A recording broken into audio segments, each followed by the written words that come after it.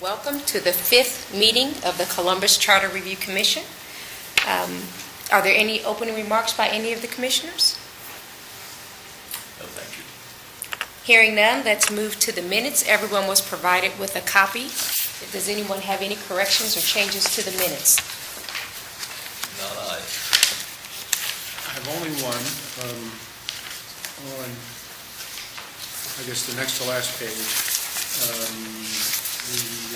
The 5th paragraph from the bottom says that it, and second line, and that it currently follows state or ORC law. And I think that's overly redundant if we just strike or ORC and just make it follow state law.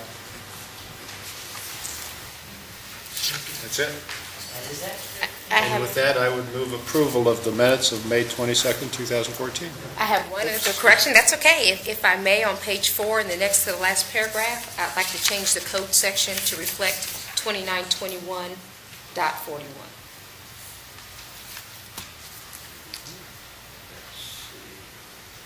So that's in the wrong spot, is that it? And the code section is incorrect. It's 2921.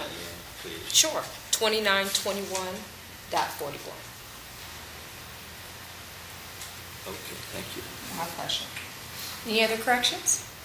Mr. Cabot, would Now you like to renew your motion? I will move approval of the minutes of May 22nd as amended. I'll second that. All in favor? Aye. Opposed, same sign? Motion approves. Thank you. Ms. Blevins, could you please provide a summary of the public comments that have been received since May 22nd? Yes, thank you, Chair Moore and members of the commission. The comments that we have received, three for you today. On May 22nd, we received a comment regarding council composition.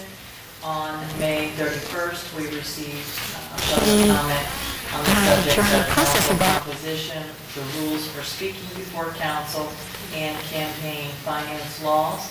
And then finally, on June 2nd, comment on council composition, campaign finance laws, and appointments to city council. Thank you very much. Now we're going to move on to agenda item 4, and there's an opportunity to discuss previous public comments that have been shared on the topic of the charter review.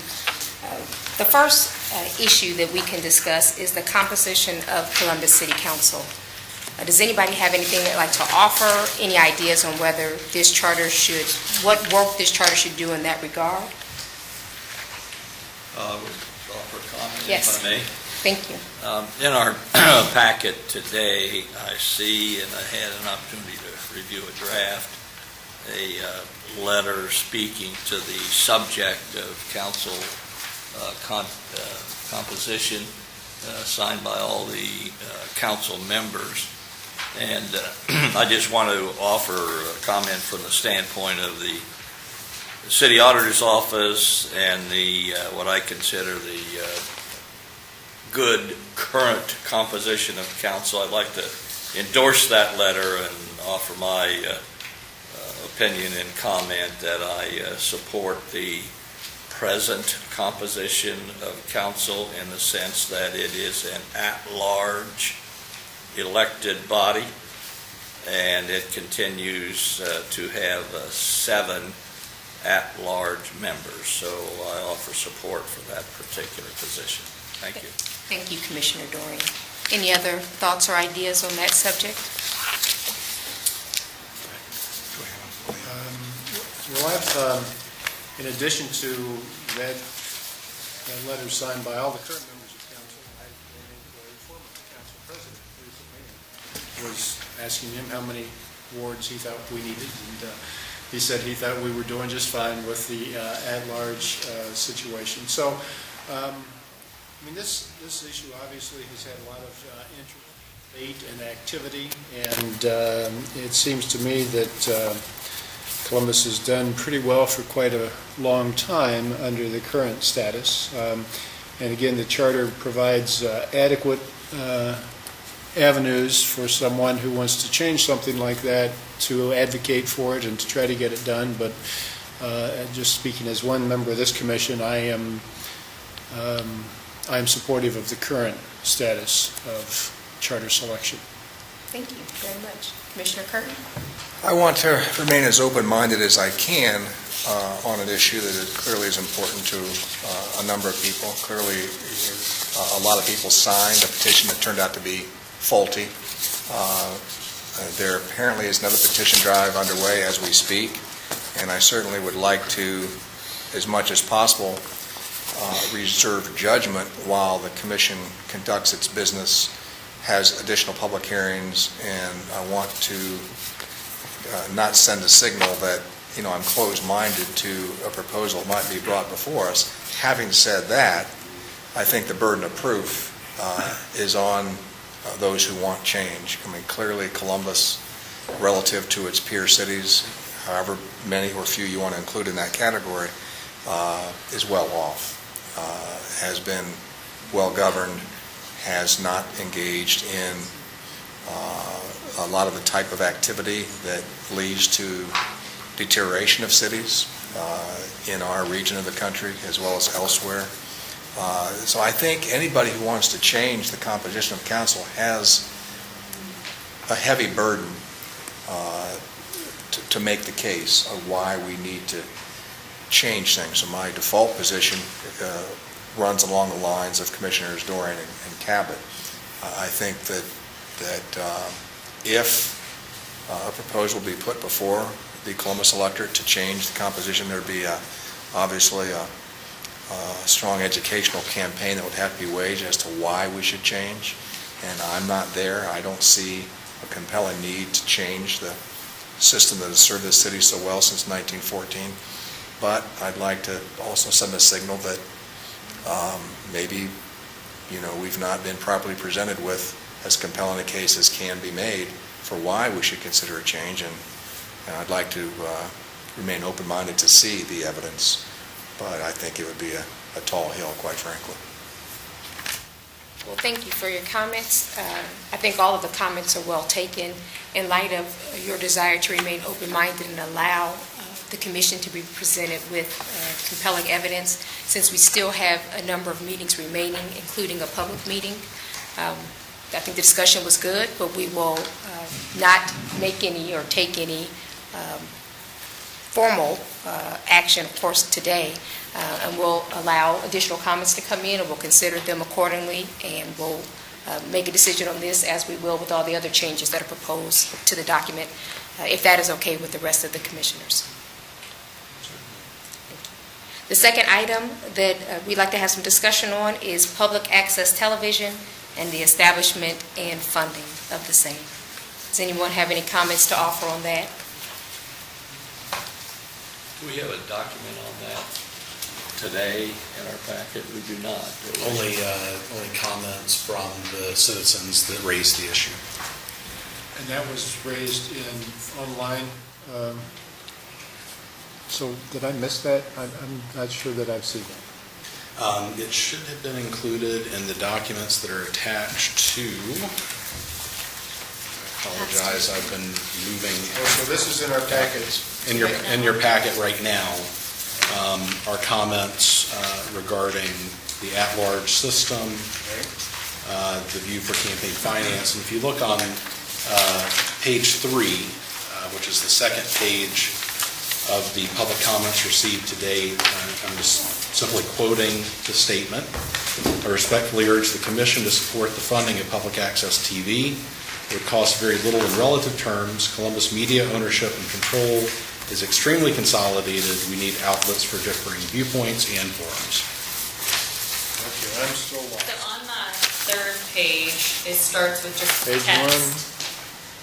1, page 2. So it'd be on the front of the third page, not including front and back, and then Oh, there you almost go. All right. the second to the last paragraph there, before you get to the subject charter changes.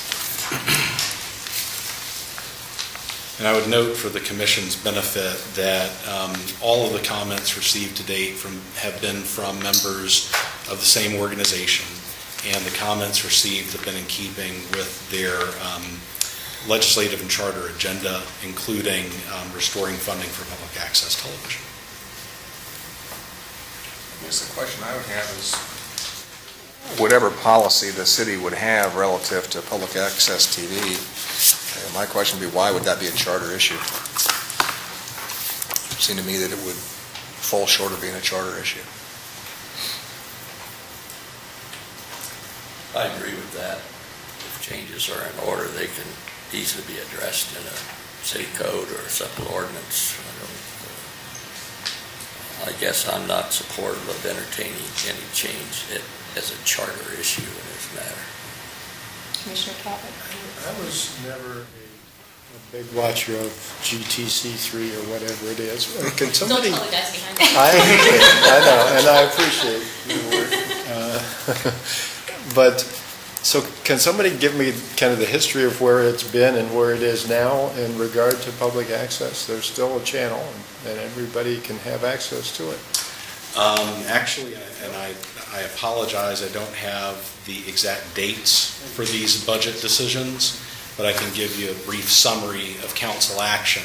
I believe it was approximately 2005, 2006, as we're entering into the Great Recession, that the city, in identifying areas to cut funding in order to maintain our police and fire forces, made the decision to discontinue funding for public access television. At that time, public interest in the public access television was extremely limited. There were some rather infamous items that you can find on YouTube where it was used for fairly obscene purposes that would not be in keeping with the appropriate use of public funds. The decision at that point was made to continue CTV, which we all watch religiously. And CTV, like C-SPAN, provides a very comprehensive review of what the city offers. And I would liken it to an item that we've discussed previously, which was the mayor or council being required to print 200 copies of the mayor's estimated budget and providing it in the public libraries and the publishing of the city bulletin. That would have been the early 19-teens version of a internet or a YouTube. So I think that citizens, because of the great work of CTV, have very adequate access to information about their government. More to the point, they have more open and better options to disseminate their own views through Facebook, Twitter, YouTube, and other online and offline platforms. Special organization websites.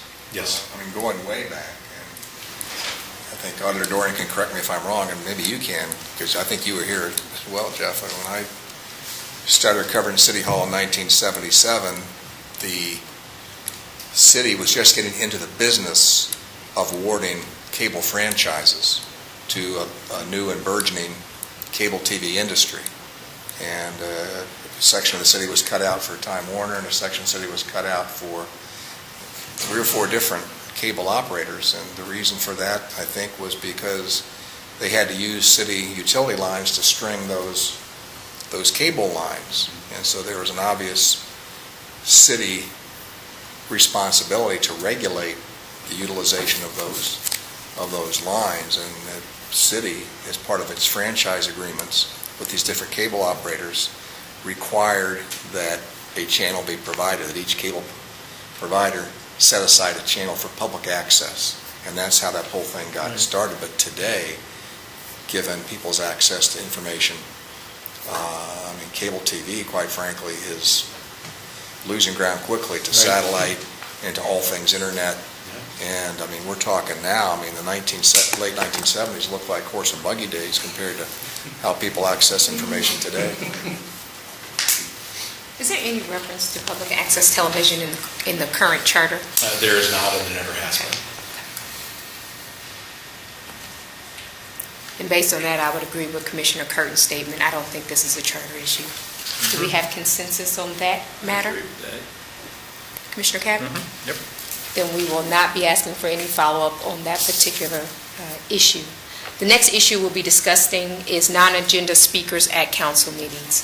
And Mr. Clark, could you just please provide some background, if you might, for the commissioners and summarize what this issue is? Absolutely, and we'll have a conversation later in this meeting about the sections of the charter regarding the council. The council is given the authority under the charter to establish its own rules and qualifications for its members. As part of that, we've established council rules in the Columbus Administrative Code. One of those rules relates to the number of speakers for and against each item that is on the council agenda. So under current rules, 3 people can sign up for and 3 against any agenda item, and each is allowed up to 3 minutes to address council, and that is exclusive of any question and answer between the individual and council members. In addition to that, any individual is given the opportunity to address the full council on any item they'd like to. However, this takes place at the end of the meeting after the people's business is concluded. There was a decision made a few years ago that because of the nature and tenor of these, I wouldn't even call them presentations at that time, that it really didn't warrant airing on CTV, and that was a council rule decision at that point. I think from council's perspective, this clearly falls within the charter authority that council has to establish its rules, and it's something that council could change by ordinance at any time.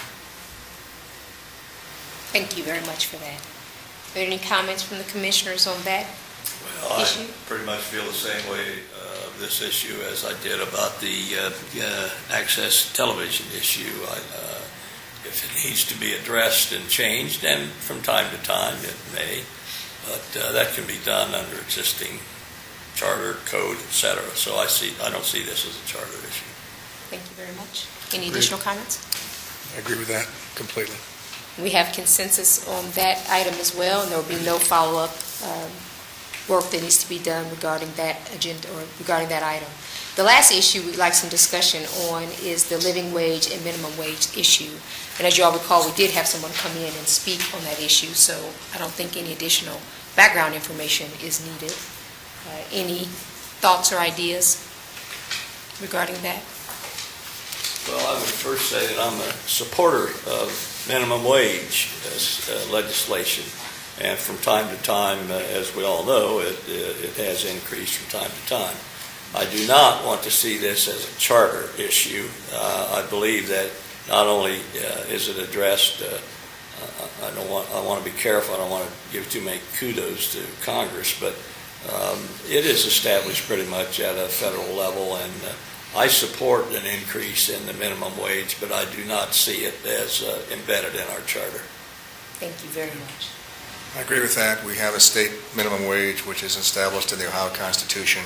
It's tied to a cost of living index, so it gets reevaluated on a periodic basis.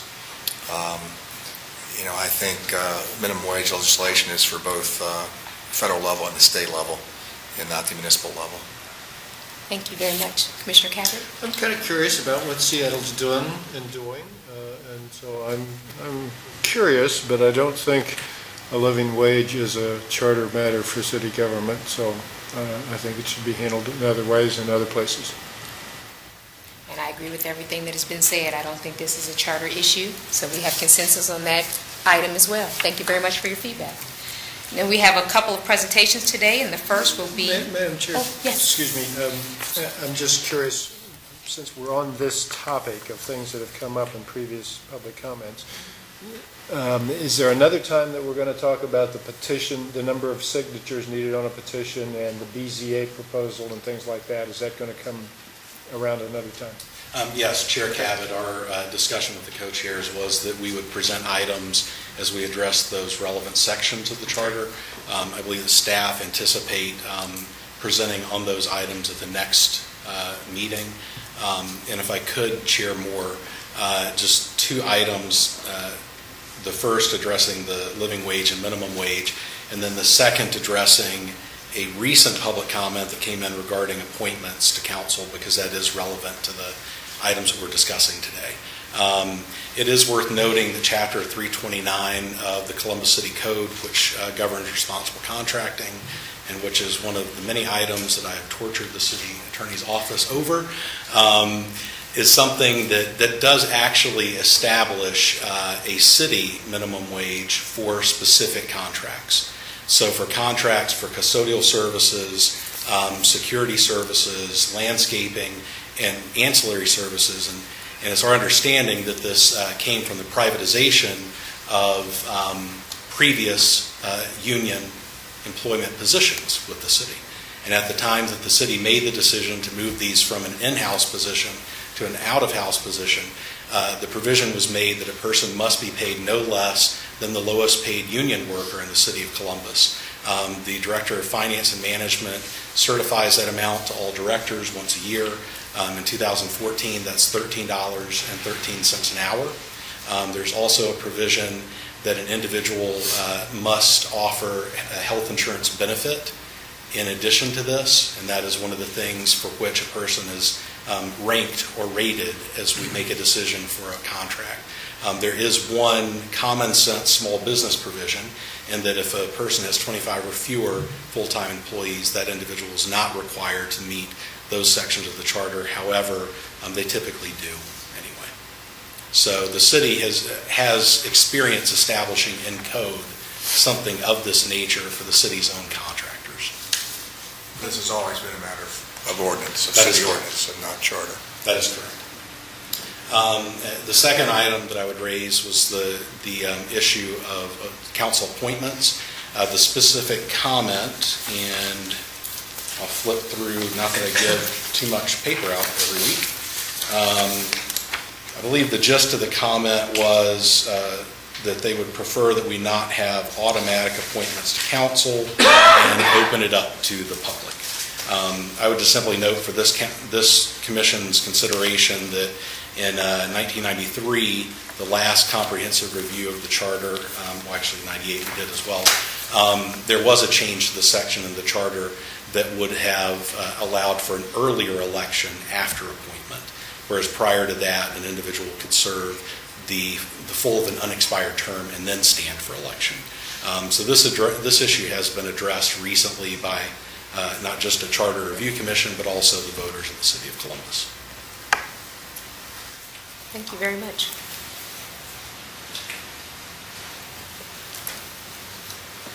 Now I'd like to move on to the presentation by Commissioner Dorian on the sinking fund. All right, thank you. First of all, I'd like to point out one change since our last documents, but I also say to you, I'm going to eat a little crow today. I'm looking for the page, Brian, where... Yes, sir. It's page 2 of 5. Yeah, thank you. Jeff, this one addition I had earlier made, because I appreciated your comment, you asked a question about checks and balances and the presentation of the data. So the change that I had made, I had, rather than that presentation simply be made by the auditor, I added the mayor. The mayor and the auditor shall present that data to council for the tax budget, et cetera. But what I want to point out today, this is not my addition, but it is a recommendation and addition by the council president, that under section 32, where it talks about balances of bond issues, it says each year in preparation of the tax budget ordinance submitted to the County Budget Commission, the mayor, and formerly it said and auditor, but now the council president has suggested that it read the mayor, the auditor, and the city treasurer shall certify to council and so forth. So that's not a recommendation of mine, but I can accept it. Okay. Now to the eating of crow, and this comment will apply not only to sinking fund categories, but also to this utilities category. As all of my thinking, and I think some thinking of others, we approached utilities as a common effort, otherwise like one size fits all. And we talk about the setting of rates and the goal, and this is true and always has been true to my memory, of water and sanitary sewer, where we set rates to cover all costs of the utility, the operations, the debt, interest, et cetera, et cetera. But what I failed to recognize, and I thank Paul Rakoski, our Director of Finance and Management, for reminding me of this, is that we do have two utilities that are many times subsidized. And that is electricity, which currently is being subsidized with some what we call income tax set-aside monies to help them pay their debt. Electricity, quite frankly, is doing much, much better these days than they had been in earlier years, and I'm hoping that they will not too long into the future, be weaned off of that subsidy. The other somewhat unique utility is our storm sewer utility. The uniqueness of that is that back in, believe it or not, 1985, the voters voted for certain bond issues, and that was the authority, so those bonds could have been issued all the way up into early 90s for that matter. But the promise was made to the voters at that time that that debt would be paid for out of income tax, city income tax, and not raise their storm sewer rate at the time. That promise has always been kept. And now, debt that was authorized since that time, after that time, it was a clear understanding that that would be supported by storm sewer rates.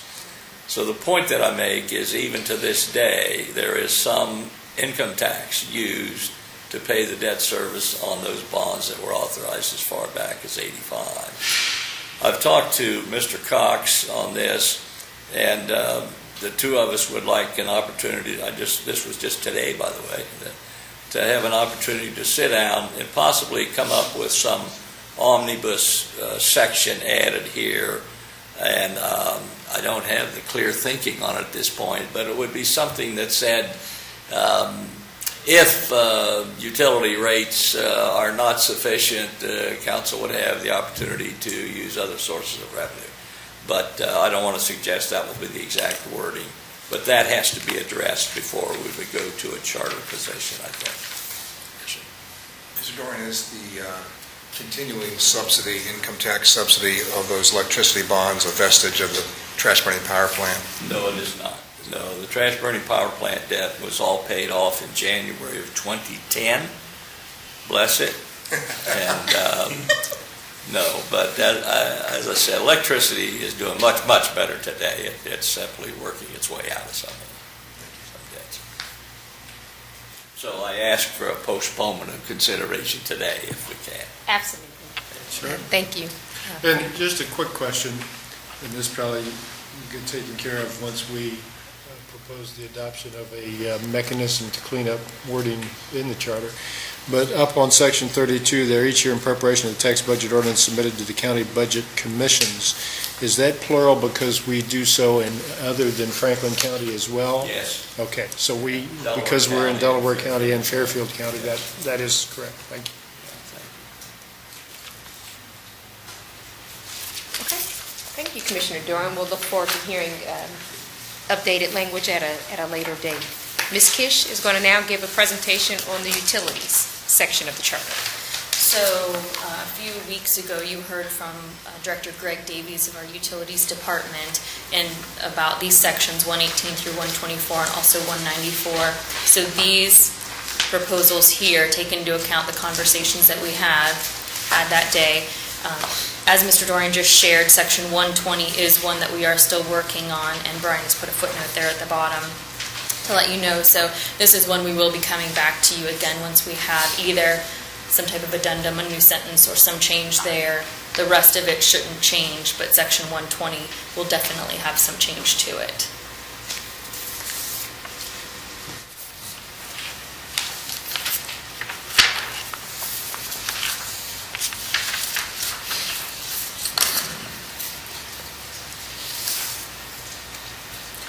So I think I read this during a baseball game, but it seemed to make sense.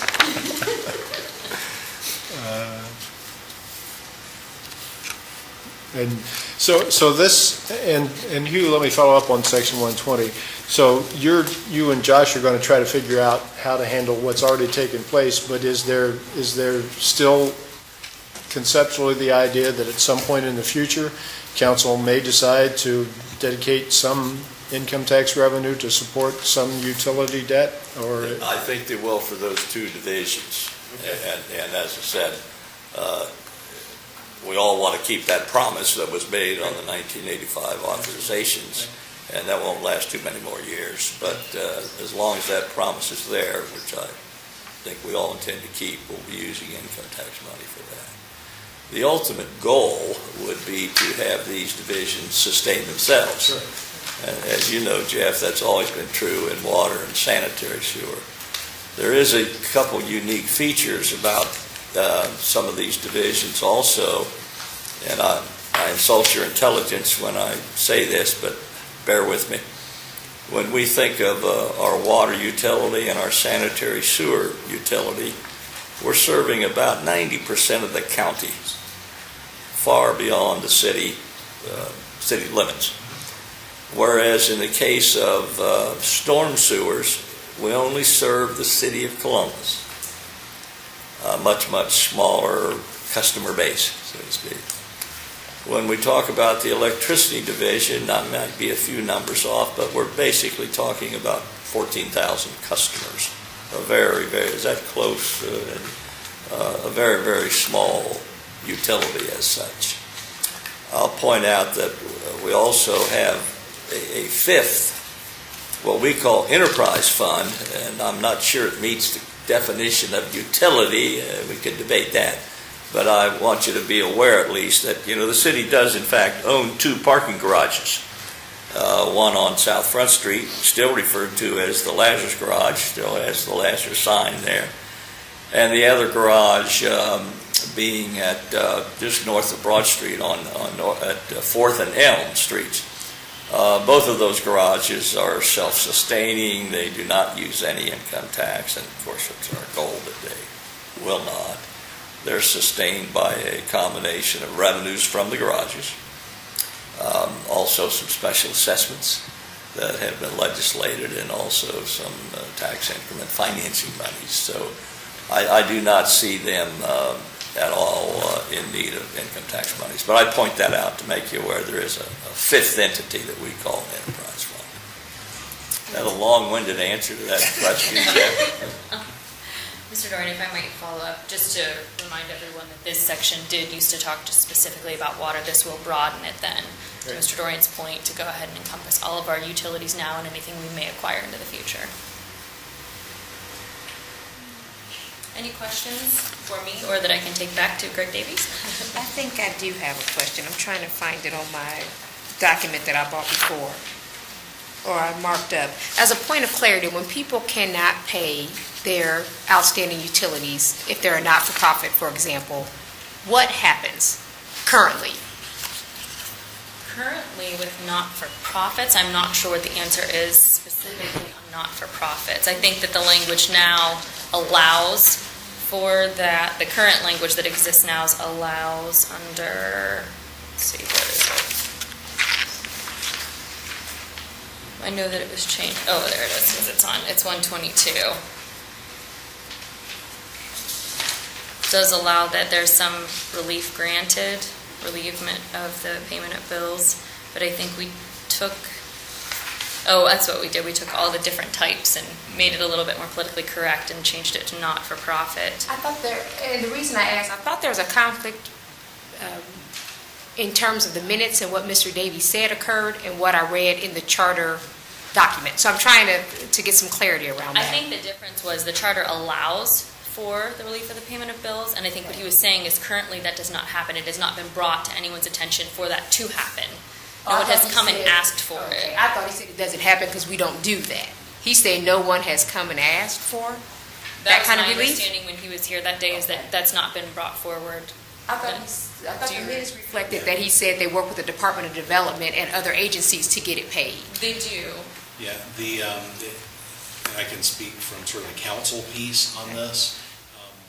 Under the current charter provision, in order to trigger this, council would have to pass an ordinance and appropriate the money to allow for the relief of these utility bills. I think frankly, none of us knew that this was in the charter until we started reviewing this charter provision.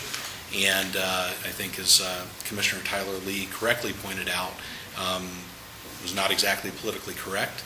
It does not adequately reflect the way that we provide human and social services today. and as written would have relieved from payment of bills. It didn't allow for payment or any portion thereof. As Director Davies noted, we do provide a relief for senior citizens in the city of Columbus, up to, I believe it's 30% of their utility bill. So this would allow council, should it choose to do so in the future, to both pass an ordinance to create such a program and to appropriate the funds from the general fund to reimburse the utilities department to provide for this. If I could add to that, your existing charter says if in fact any of these different organizations were relieved of their water bill, that the general fund has to pick up the cost. And that is the major reason that you don't see it today. Okay? The initial attempt to collect, I don't think there's any difference between nonprofits and for-profits, collection agencies and so forth. In the case of development, there are a lot of incentives involved in luring development into the city and so forth. Those incentives primarily involve income tax matters and property tax matters and other types of incentives. But in the case of, you can see in order to self-sustain the criticality of water in a community, you'll see attempts made to collect these bills. So just to be clear, the current language as proposed is consistent with our current practice, or? It still allows, the new language would allow council to have that additional program if they need If they it. desired. But again, to Mr. Dorian's point, the general fund would have to reimburse that, so there's always going to be a struggle to be able to find other ways to assist with their bills. Okay, thank you for the clarity, I appreciate it. Any additional questions or comments on the utility changes or proposed changes? The last line of this is not something we talked about before. It has to do with the granting of franchises. It probably almost never happens, but then I just noticed the new language. It says, "New ordinance making such grant if it shall be made if it does not reserve to the city the right to prevent unjust discrimination in service or rates." So it sounds like a good thing. We hadn't talked about it before, I don't think. I'd be happy to address that if you like. This was an addition proposed by council in cooperation with the administration. It simply brings into our charter a very common provision of other Ohio City charters that reserves to the city the right, in the case of granting a franchise for a public purpose, the ability to step in and say, you can't also discriminate or provide unjust rates for what you're doing there.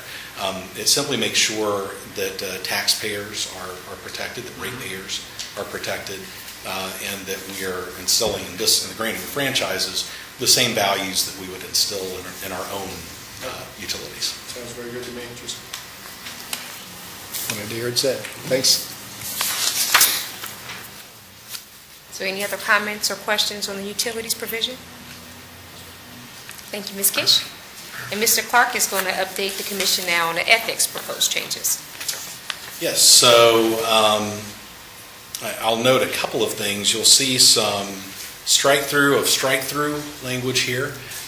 There were some additional updates from the city attorney's office today that further cut back on the verbiage, of which I am a fan, apparently.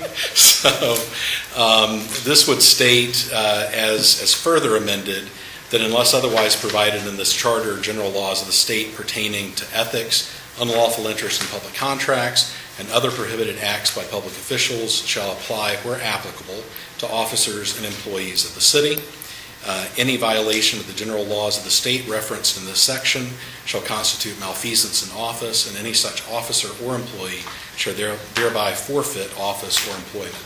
I'd also direct your attention to footnote 2. There is currently dialogue with the city attorney's office, and this comes from a comment from Commissioner Cabot regarding the propriety of placing the limit on any other work, service, so forth with the city in the qualifications section for a council member or any other elected office holder. So we're currently discussing whether that might better be placed in the ethics section of the charter, and would certainly welcome your feedback and input on that question as well. Well, since I brought it up, I support it. I mean, it seems to me, that we had here and there and otherwhere in the charter things saying you can't have a conflict of ethics, conflict of interest, a violation of ethics, and it just seems to me that it'd be easier to put that all in one place and have it apply to everybody. I guess my only question about that, as I read this, and I suppose it was highlighted by the fact that willful is stricken, okay? So any willful violation of the general laws of the state of Virginia, and I don't know if I want to get into specifics, but, okay. Without naming names, a school board member voted on a contract in which her husband had an interest.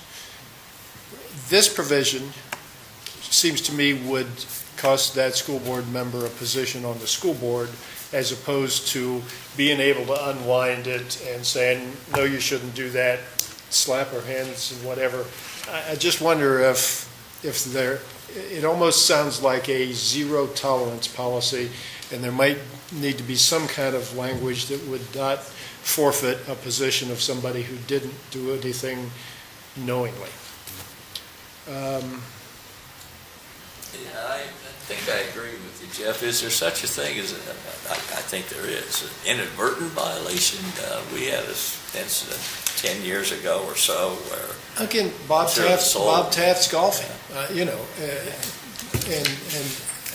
I love Bob Taft, and I think it was terrible. But the fact that his financial disclosure form didn't say he played golf with so-and-so a person, he wound up pleading guilty to a misdemeanor. Would a provision like this say he also forfeits his position as governor? And is that what we want to do? Maybe we do want to do that. I don't know. I just raised the question. I think it's a good question, and I share Auditor Dorian's and Commissioner Cabot's concerns. I think there's a balancing test here where we want a strict ethics provision in the charter, but we don't want the unintended consequence of a unknowing, unwillful, perhaps negligent offense costing an otherwise decent and honorable office holder his or her office. I would have to look at the actual language in the code to determine what the mental state requirements are for violations, but there's going to be some, whether it's knowingly or recklessly or whatever, it wouldn't be a negligent standard, but I don't know off the top of my head what the mental state. So you're saying the general laws of the state might give some safe harbor for somebody who didn't knowingly, intentionally commit something like this? But I'll have to Okay. take a look at that and report back. Thank you. I would appreciate that. Just speaking, as a member of the General Assembly and one who files an annual ethics disclosure statement with the Joint Legislative Ethics Committee, it puts the fear of God in you. You need to list every source of income, no matter, and nothing is de minimis, by the way. Every source, a dollar earned, is a reportable source of income, and every investment. So when I became a member of the legislature, I started putting everything in mutual funds, getting rid of any individually held investment to simplify my life, and I spend upwards of 40, 50 hours trying to meticulously make sure that every umpiring fee I ever earned from any high school gets recorded on my ethics statement, because you live in fear of leaving something out. And so, not to filibuster this thing too long, but it gets your attention that honest mistakes are possible. So may I ask then, is the question whether we want to leave the word willful in or out? Is that Well, that strike through brought it to my mind and brought it above the level of the interest in the baseball game I was watching. But That's a good point. and so, again, I would just ask, for the staff to look at that in that context and just, for my purposes, be able to assure me that an inadvertent violation of something which is relatively innocent and benign is not going to cost somebody a public possession. We'll definitely work with that. I think one of the other things that we were chatting about quickly, because we looked at this many times trying to figure out if we could take that word out or not, does a violation mean that you've then been convicted?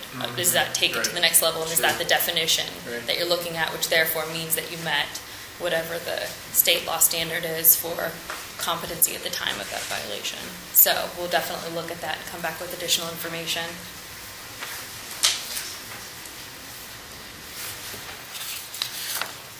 Thank you very much. Any other questions or comments on the ethics proposal? Only to say, once that issue is resolved, I'm certainly supportive of the rest of this. Thank you very much. Mr. Clark, you have a presentation on equal rights? Yes, Chair Moore, if I could ask one clarifying question on the ethics before we go to equal rights. Is the sense of the commission that you would like to see footnote 2 added to the ethics section, just so as we're providing the next draft and feedback, we kind of know where you'd like us to go on that particular issue? So Section 64 just pertained to council members, as I recall. Council President specifically. Okay. So again, I think it's good to have it pertain to everybody. And again, it doesn't really, it seems to me not to fit in a provision that says qualifications for office, but it fits in a section that's ethics for everybody who is in office. So that's my sense. Makes sense. Thank you very much. Thank you, Chairman. Thank you. Equal rights. So I think everyone's had the opportunity to review this. I'll just simply quickly read it because it's one of our shorter items today. No officer, employee, contractor, or agent of the city shall deny equal access to city services or equal opportunity in employment and promotion or the benefits thereof to any person on the basis of race, sex, sexual orientation, gender identity or expression, color, religion, ancestry, national origin, age, disability, family or military status, or any other status that is protected by federal, state, or local law or ordinance. Reads very well to me. So, shall deny equal access to city services. I am absolutely on board with that. Or equal opportunity in employment and promotion. So you're now talking about a contractor working with the city, contractor working for the city, denying access to employment with that contractor, not only in performing that, whatever job they're doing for the city, but any other job that that contractor provides. So in my mind, if you decide to have the Catholic Diocese provide early childhood education at one of its Catholic schools, and that makes them a contractor with the city, they then, based upon what I've been reading recently in the newspapers about their new employment contract with their teachers and employees, are in violation of this section of the charter, this proposed section of the charter. Would that be correct? I would defer to the author of this section to answer that question. I would defer to the city attorney on that question. I need to defer to the next meeting. The one thing I would note is that under current city code and the affirmative action code for the city of Columbus, a non-discrimination clause is required to be placed in every contract an individual enters into with the city of Columbus. So there's already precedent with city contracts stating that a contractor may not discriminate, and it largely mirrors. Yeah, you got a good point. How far does this reach? Yeah, and this language in the charter. I think the charter should contain a strong statement such as this, but I do think before we entertain a vote on this particular language, we need the city attorney's advice and counsel on the intended and the potential unintended consequences of this language, because clearly inserting it into the charter takes it to a higher level than it being in city ordinance and as part of any contract. And I certainly think that we need to run this to ground before we hold a vote on it. I agree with Mike on that, yeah. It gives me a chance to bang my drum again about putting legislative matters in the charter. Unintended consequences. Very good point. So we'll hear back from staff on this issue at a future meeting. Yes. It would be helpful to know, not to have an exhaustive list of examples, but it would be helpful to have some examples of some of the contracts that currently exist out there with social service agencies that are either under the Lutheran Church or the Catholic Church or other entities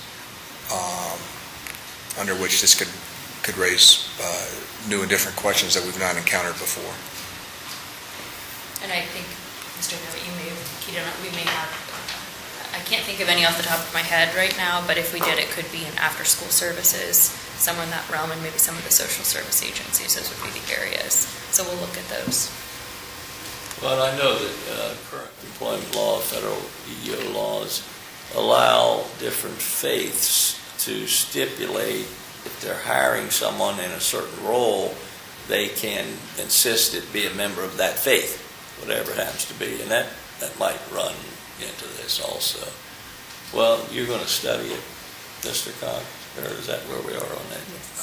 So I support the concept, and I think that something as fundamental as equal rights may have a place in the charter as opposed to being a legislative issue. But I just think, as Mr. Curtin said, we need to try to figure out how long this reach is and what the implications of it are. And then, at some point, we may decide that, yes, that's how far it reaches, and we want to decide if we want to have that reach, or take on that fight, in essence. Okay.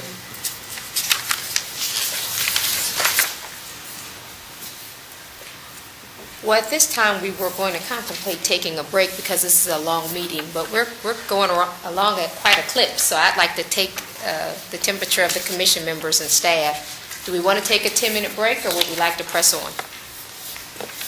And I'll do whatever the group's pleasure is. Let's roll. Full speed ahead, Madam Chair. Press forward. Okay. We can't, Alan McKnight's not here yet. He's supposed to be here in 3 minutes, so. You want to take a 3-minute break? I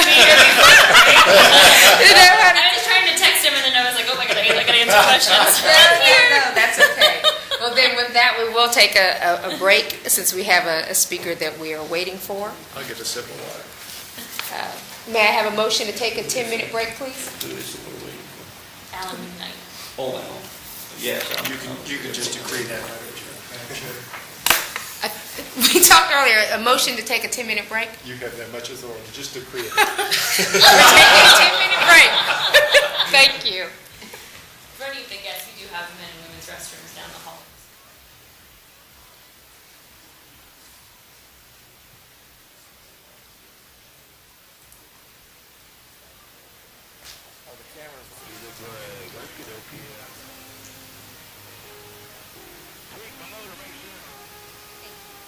We're now going to hear a presentation from Mr. McKnight and Ms. Kish on Recreation and Parks Commission. Thank you so much. Today, Alan McKnight is with us, Director of Recreation and Parks, and he's going to be talking about sections 128 and 129 of the charter. Okay.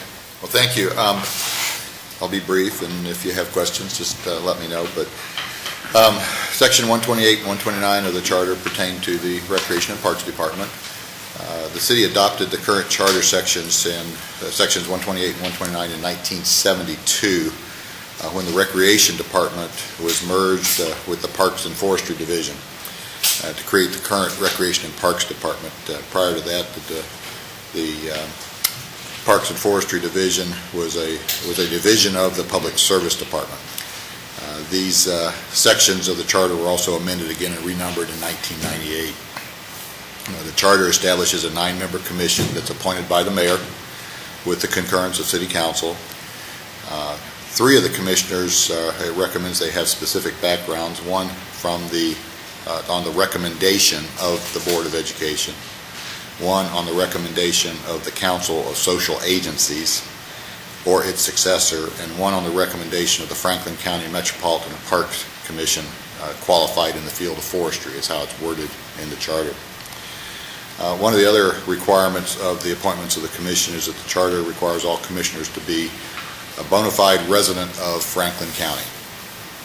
And then the commission is charged with the responsibility for the operations and maintenance of the recreation facilities and the park facilities, and to appoint and or employ a director of recreation and parks. Currently, the appointment of the commissioners is made by the mayor with the concurrence of city council, as I said. The positions that have been appointed or recommended at the recommendation of the Board of Education and the Council of Social Agencies has not been consistent and really not been something that has been followed very closely in recent years. In fact, today, I'm not even sure we're aware of the existence of any Council of Social Agencies. It says social agencies and the successors. I don't think there is any successive agency left today that oversees all those social agencies.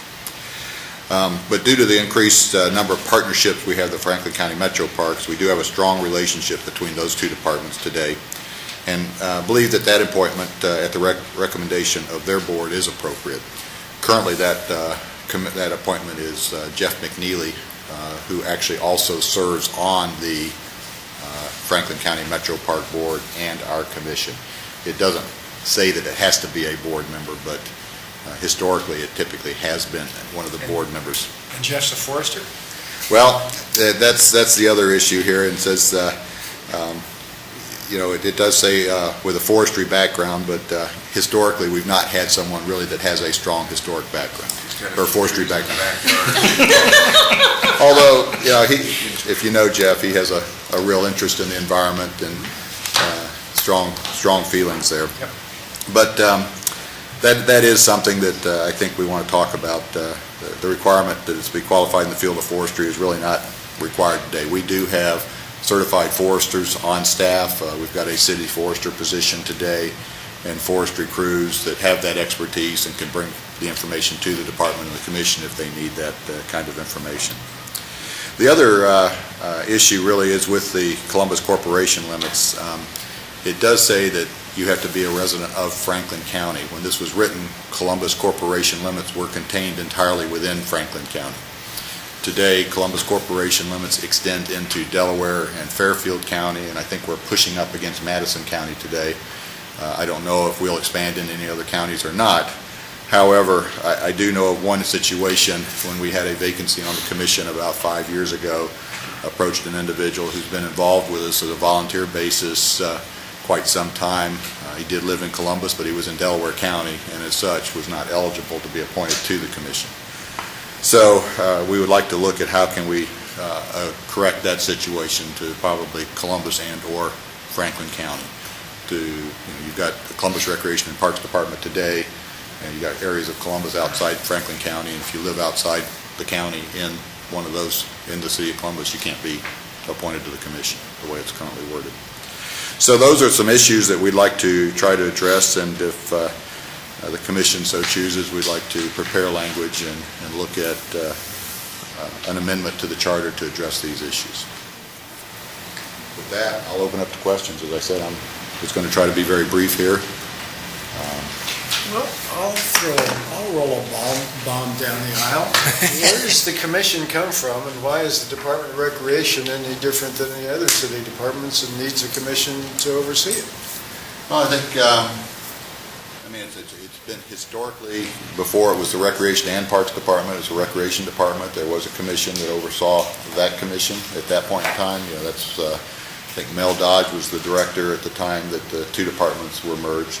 Right. I think if you look across the country, there are a lot of Harold Freitag, was that? Harold Freitag, I think was his name. Freitag. I did not know him, but I know the name. Yeah. As long as I've been here, he was still gone before Right. I began with the department.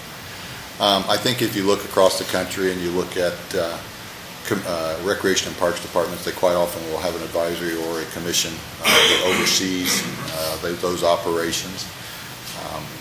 I think recreation programs and activities, there are some unique characteristics to that, and it's great to have that kind of sounding board, that kind of advisory board, which will listen to the community and help direct those programs. Obviously, in Columbus, we work very closely with both the mayor and the council and coordinate those efforts. I don't know if that answers the question or not. I just was curious as to why. I know the health department is kind of organized under state law, and there's a health commission perhaps because of that, but I just wondered about the history of why there's a separate recreation commission. The department was originally formed in 1912, or the Recreation Department, and a commission was established then when that was, the department was originally formed. And if you recall, we had our 100th anniversary. I know you helped us pull some of that history together and so on. So historically, there has been a commission here that has overseen the Recreation Department, and then when it was merged, the Recreation and Parks Department. Just thinking about that residency issue that you talk about, I don't know that this is even applicable anymore, but the current charter talks about residency in Franklin County or a county contiguous thereto. Of course, that would cover more than Delaware and Fairfield, but that might be something that, does this residency requirement cited in the charter, Josh, is that superseded by the Supreme Court decision? The residency requirement you're talking about deals with city employees. For employees. Yeah, But that wouldn't apply to language, that. Franklin County or counties contiguous there too, might solve your problem. Mr. Doran, as we talked about this, we did talk about that as a possibility, and certainly I think if the commission is interested in that, or others, we're happy to have that discussion. That very well could address the issue as well, and I wouldn't be opposed to that conversation at all. Well, with the mobility that exists today, I'm just not very big on residency requirements. I think you search for the talent, make that primary, and I can't get excited about where you live. That's my only comment. Certainly. So one alternative would be just to remove that requirement. You could remove that requirement altogether if you wanted to. Certainly in agreement with that, and Commissioner Cabot's question about, rolling the bomb down the aisle. That horse left the barn a long time ago, and my thinking is, as we anticipate the future of the city of Columbus 10, 20, 30 years down the road, I have to believe, and I think it's intuitive, that something like Rec and Parks may be a natural merger partner with, who knows, Metro Parks.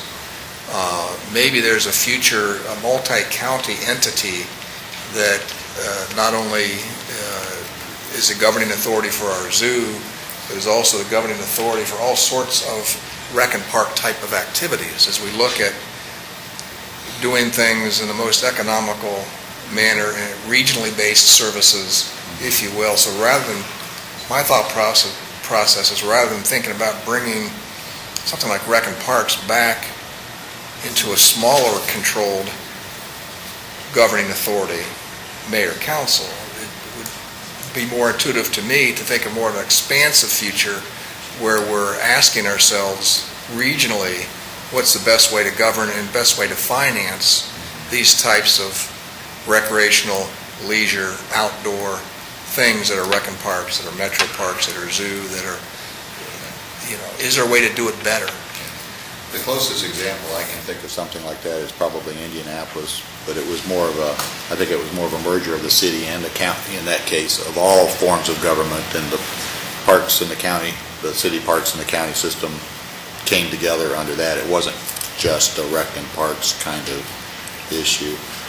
We've sort of solved this on a service-by-service basis. When I think about the airports, for example, I went to a regional airport authority. It was a logical, intuitive, sensible thing to do, and this one is a more difficult jigsaw puzzle, but I think at some point, collectively, the public and private and nonprofit sectors entertain, what does that entity look like?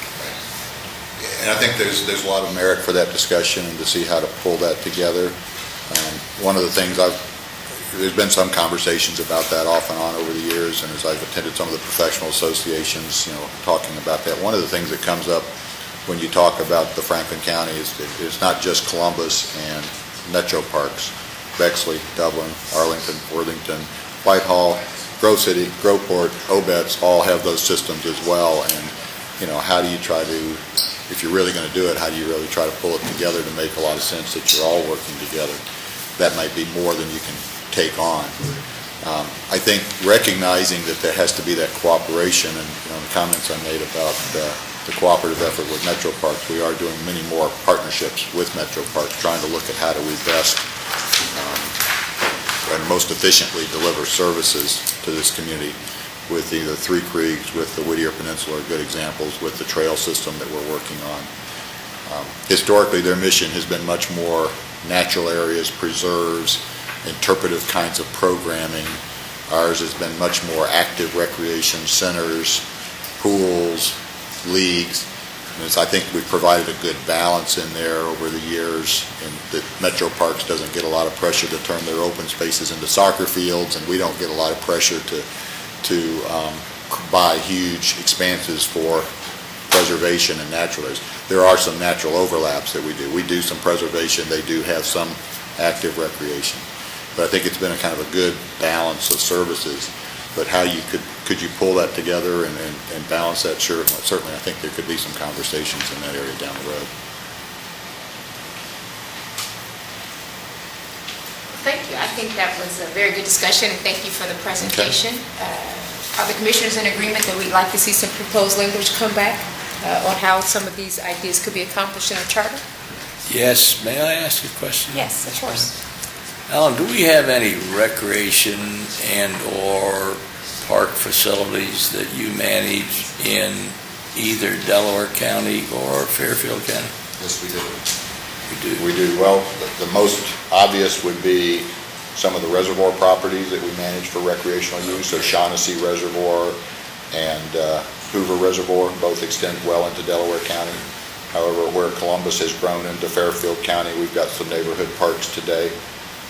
We've got some parks in the Delaware County as well. Well, the reason I asked that question is I recall recently a very popular subject about an entity being outside of the city of Columbus and outside of Franklin County, but the city of Columbus and Franklin County residents paying for it, so to speak. So, but that would, your answer would mitigate that argument. In the situation where we have parks outside that are in Columbus Corporation limits, of course, we're funded through the income tax, which is where you work as opposed to where you live, I guess. So. Thank you for your question. No, I just think there's clearly way too much language for the Charter for Recreation and Parks, and it makes sense to simplify the commission and the requirements to be a commission member. But I think we don't need to really recreate anything because you're doing a great job. So. Okay. We'll put some language in. Right, so for the staff, then, the language that we'll be coming back with are specifically the suggestions that Director McKnight has made here. Commission members have obviously given other thoughts on other ideas. Were there any thoughts that were mentioned by the commission members specifically that you'd like us to address outside of what's been presented here? So you would come back with language that eliminates the recommendations part for commissioners, except perhaps Metro Parks. Okay, that makes sense. And also the residency And the residency. address that issue. You've got Columbus schools, but you've got half a dozen schools in the city of Columbus now. Districts, absolutely. Yeah. So that makes sense. Yeah, I think, and then I appreciate Commissioner Curtin's comment that this is a potential area for shared services and regionalization, if you want to use those dirty words, but nothing that we should, that really doesn't have anything to do with what we take on here in the charter. It's just the future of the Recreation and Parks Commission and the Recreation Director.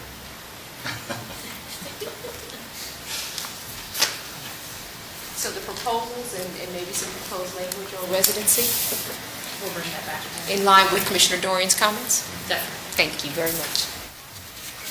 Thank you, Mr. Thank you. Now we're going to hear a presentation on the temporary and permanent inability to discharge duties of council member, mayor, city attorney, and auditor by Mr. Clark and Mrs. Kish. So I have some prepared remarks, and will definitely defer to Sherry. As part of her role with the mayor, she heads up emergency management and preparedness for the city. So I think she can give a very good perspective in terms of the sort of worst-case scenario planning that we need to do as a city. So while citizens have multiple avenues to remove an elected official for cause, our charter and general laws of the state do not adequately address a city elected official's temporary or permanent inability to discharge the powers and duties of office. This silence would, in the unfortunate event of a temporary or permanent inability, create uncertainty and confusion for the city. To remedy this problem, staff suggests more directly addressing in the charter the temporary and permanent inability of all city office holders. So the charter and general laws of the state provide some clear methods for removing elected officials.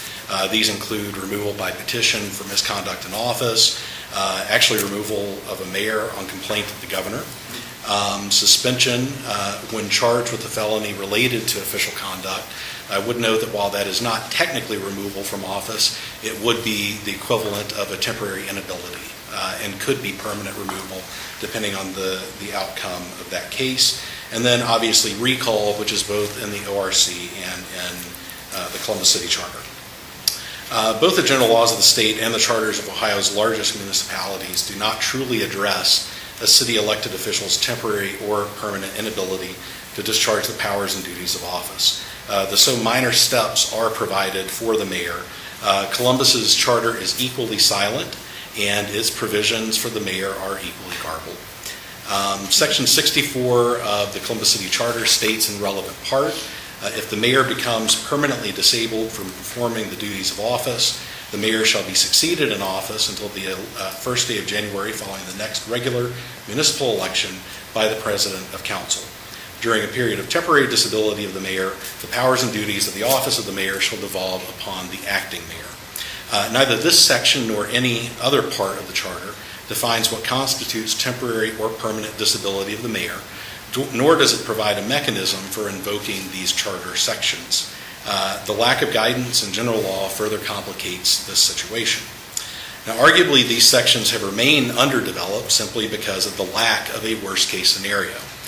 It is an unfortunate fact that many common sense provisions begin as a reaction to circumstances rather than a product of careful planning and clear directions.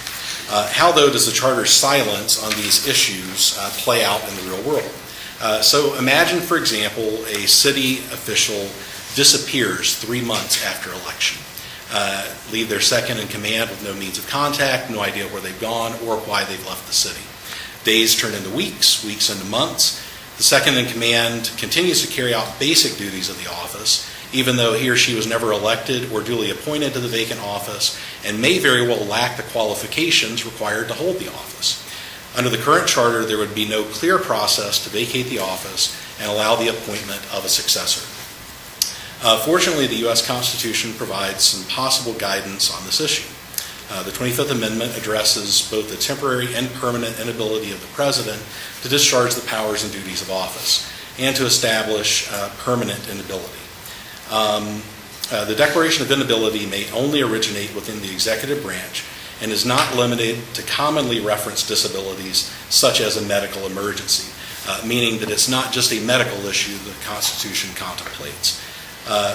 Rescinding the declaration of inability may only originate in the same. While both the charge and decision regarding permanent inability must begin within the executive branch, only another branch of government, in this instance Congress, may vacate the office. Lastly, a clear line of acting authority as well as a successor in the event of permanent inability are both found in that amendment to the U.S. Constitution. So based in part on these provisions, the following elements may best serve the residents of the City of Columbus when it comes to the temporary or permanent inability of our office holders.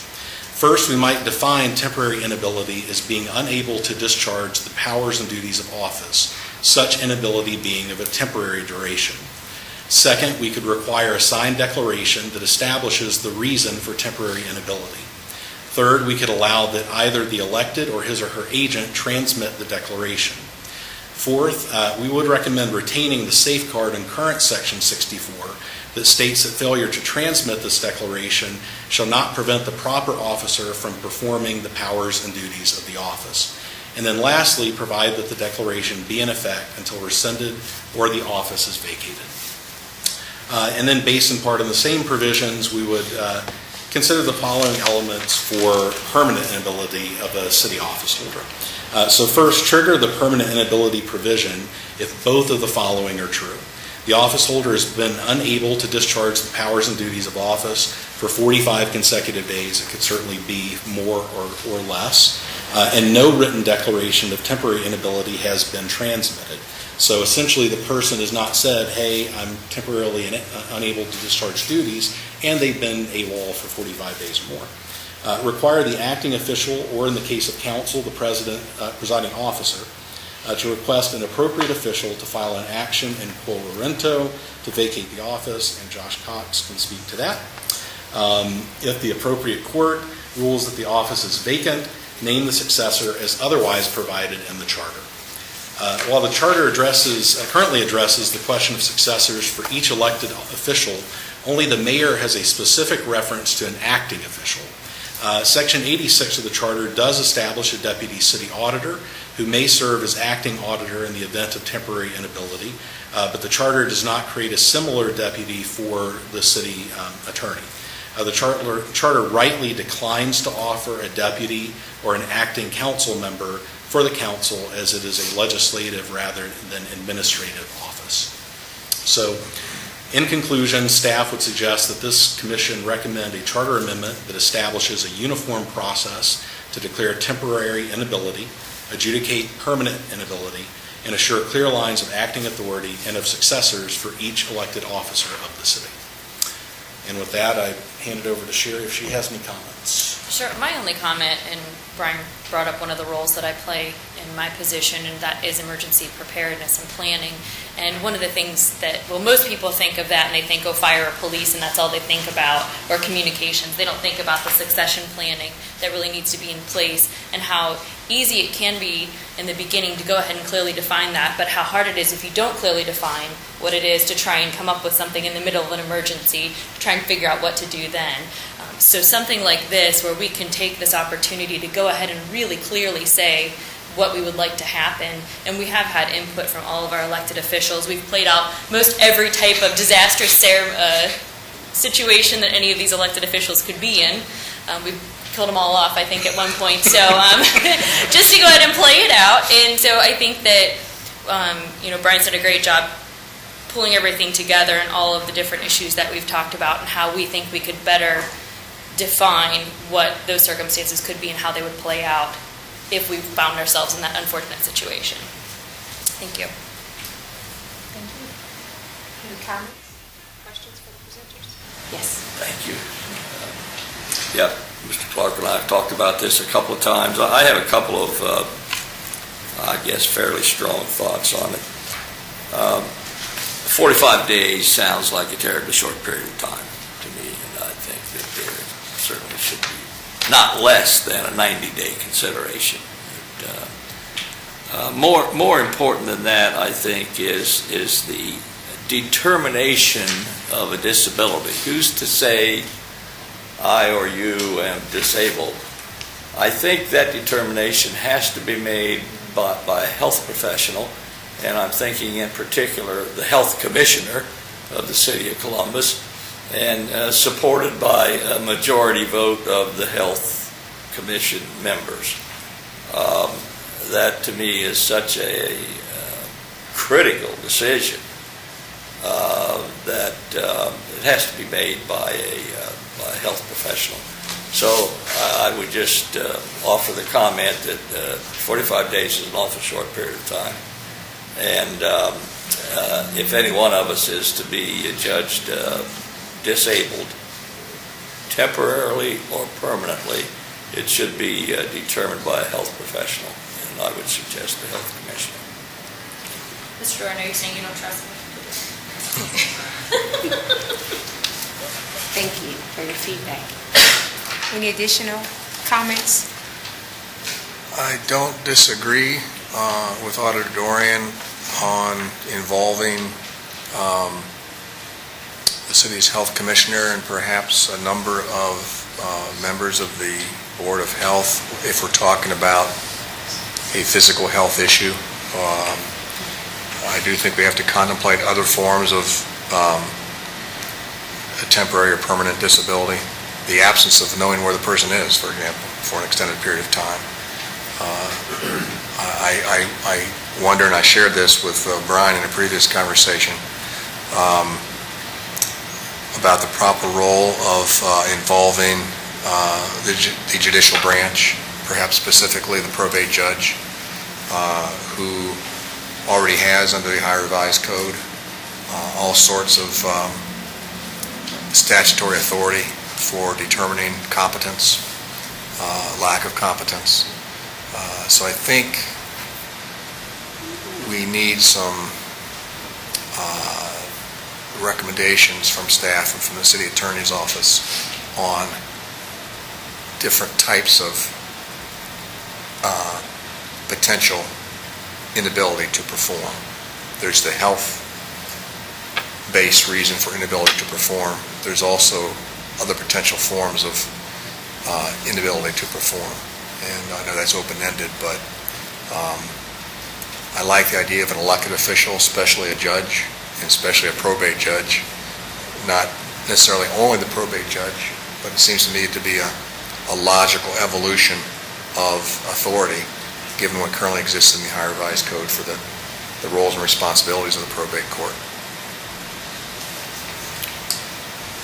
If I could share more, I think the feedback is well taken, especially with regards to the period of time before the trigger for permanent inability would be triggered. I think 90 days sounds like an appropriate time for us to look at. I would speak to the issue of temporary inability. This is the one that we probably wrestled with the most in terms of coming up with an appropriate way to deal with it, and it is precisely because the list of worst-case scenarios is so broad, and there's always that one scenario that you didn't think about, and that's the one that will probably happen.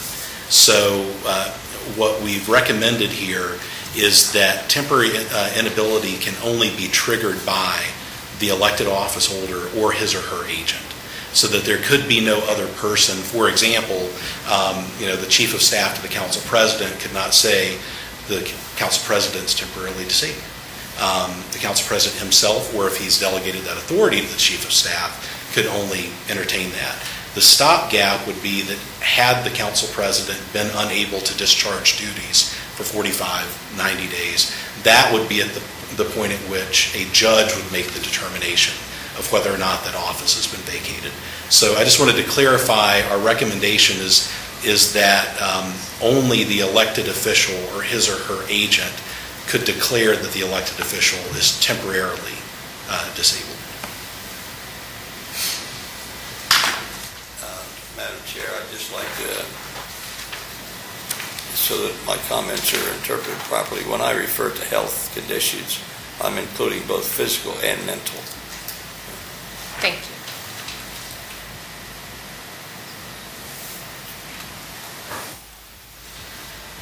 So, I mean, clearly what we've got now needs to be replaced. So it's just a question of what makes sense. And it also seems to me that for each one of these officials, for each one of these administrative officials, there needs to be, currently the charter says if the mayor's out of town, he names the service director or the safety director. I mean, that's, first of all, out of town shouldn't trigger it, and two, it shouldn't be either or, it should be an individual, or an office, whoever's next. So it seems like there ought to be a mechanism there is a mechanism for a deputy auditor, so that's taken care of. There isn't a mechanism for mayor, so you would need to make one. There isn't one for city attorney, so you would need to make one.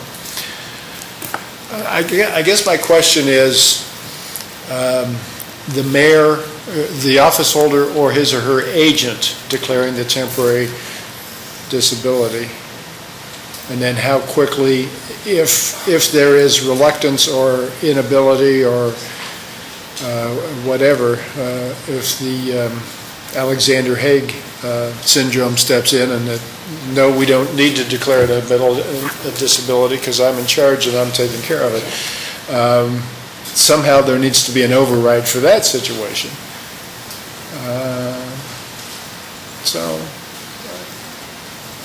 Lots of interesting options here. But you're basically you're using the 25th Amendment to the U.S. Constitution as the basis for what you think makes sense. I think we should see some language, some proposed language, and then work on it some. Not to digress too much, but, we are influenced by real-life examples we've witnessed. And quite some years ago, we had an unfortunate circumstance where the county treasurer, Bobby Hall, who had a condition which had been building up for quite some time. And then one day, the tipping point occurred. And it was obvious to everybody in the office that the poor woman was incapable of performing in any type of mentally coherent way. And there was simply no process for what you do in that circumstance. So it fell to a number of us, quite frankly, to cajole, to argue, to threaten the county Republican chairman that he needed to deal with this issue sooner rather than later because the office was not being administered. It simply was not being administered. And truth be told, the party chairman was hoping to get past the next election and just to ignore it and paper it over. And a lot of people made sure that didn't happen. But there was no specific process to dictate what do you do in a circumstance like that. And ideally there would be for our city offices, as well as all of our elected offices. But we're not here to solve the issues of the county. And if I could offer one additional comment, it's also possible that the staff could come back with a hybrid approach that would, in the charter, provide for the broad framework, but council could, by ordinance, in the administrative code, flesh out some of these more specific things so that the charter provision does not become too unwieldy in terms of addressing line by line the type of disability and who would make that determination. Have you looked at charters? They do a very good job of this, or does the model charter provide any guidance? There are none. Okay. We will be the first city in Ohio to properly address this issue, and I've been unable to identify a charter in the nation that properly addresses this issue. Thank you. There it is. I would just reiterate my strong feeling that a health professional should make these decisions. I think your point is certainly well taken, Mr. Dorian. Health professionals need to be involved in the process. I just wonder about the final adjudication and whether that adjudication should rest with an elected official as opposed to an appointed official. We don't have elected officials in the healthcare arena in the city of Columbus. I think my question to the staff would be, how do you involve the appropriate health authorities in the city, but have the final adjudication being in a court of law? I can accept that, but again, the knowledge of the discipline, to me, lies in the field of health. And I think we have to start there with a recommendation, at least, coming forth from the health professional. And then if it's probate court, I can accept that. But I'm fearful of elected officials adjudicating other elected officials on a matter of health conditions, which I don't know that too many of us are qualified to do that. But I can accept your reference to the probate court after the health people are involved. Truth be told, I'm sure almost every city official in City Hall over the eons has declared that somebody else happens to be crazy.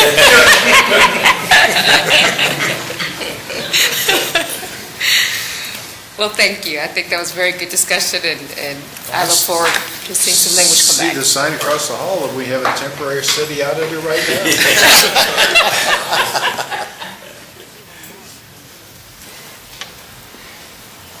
Okay, moving on, we have a presentation on prohibited use of public funds.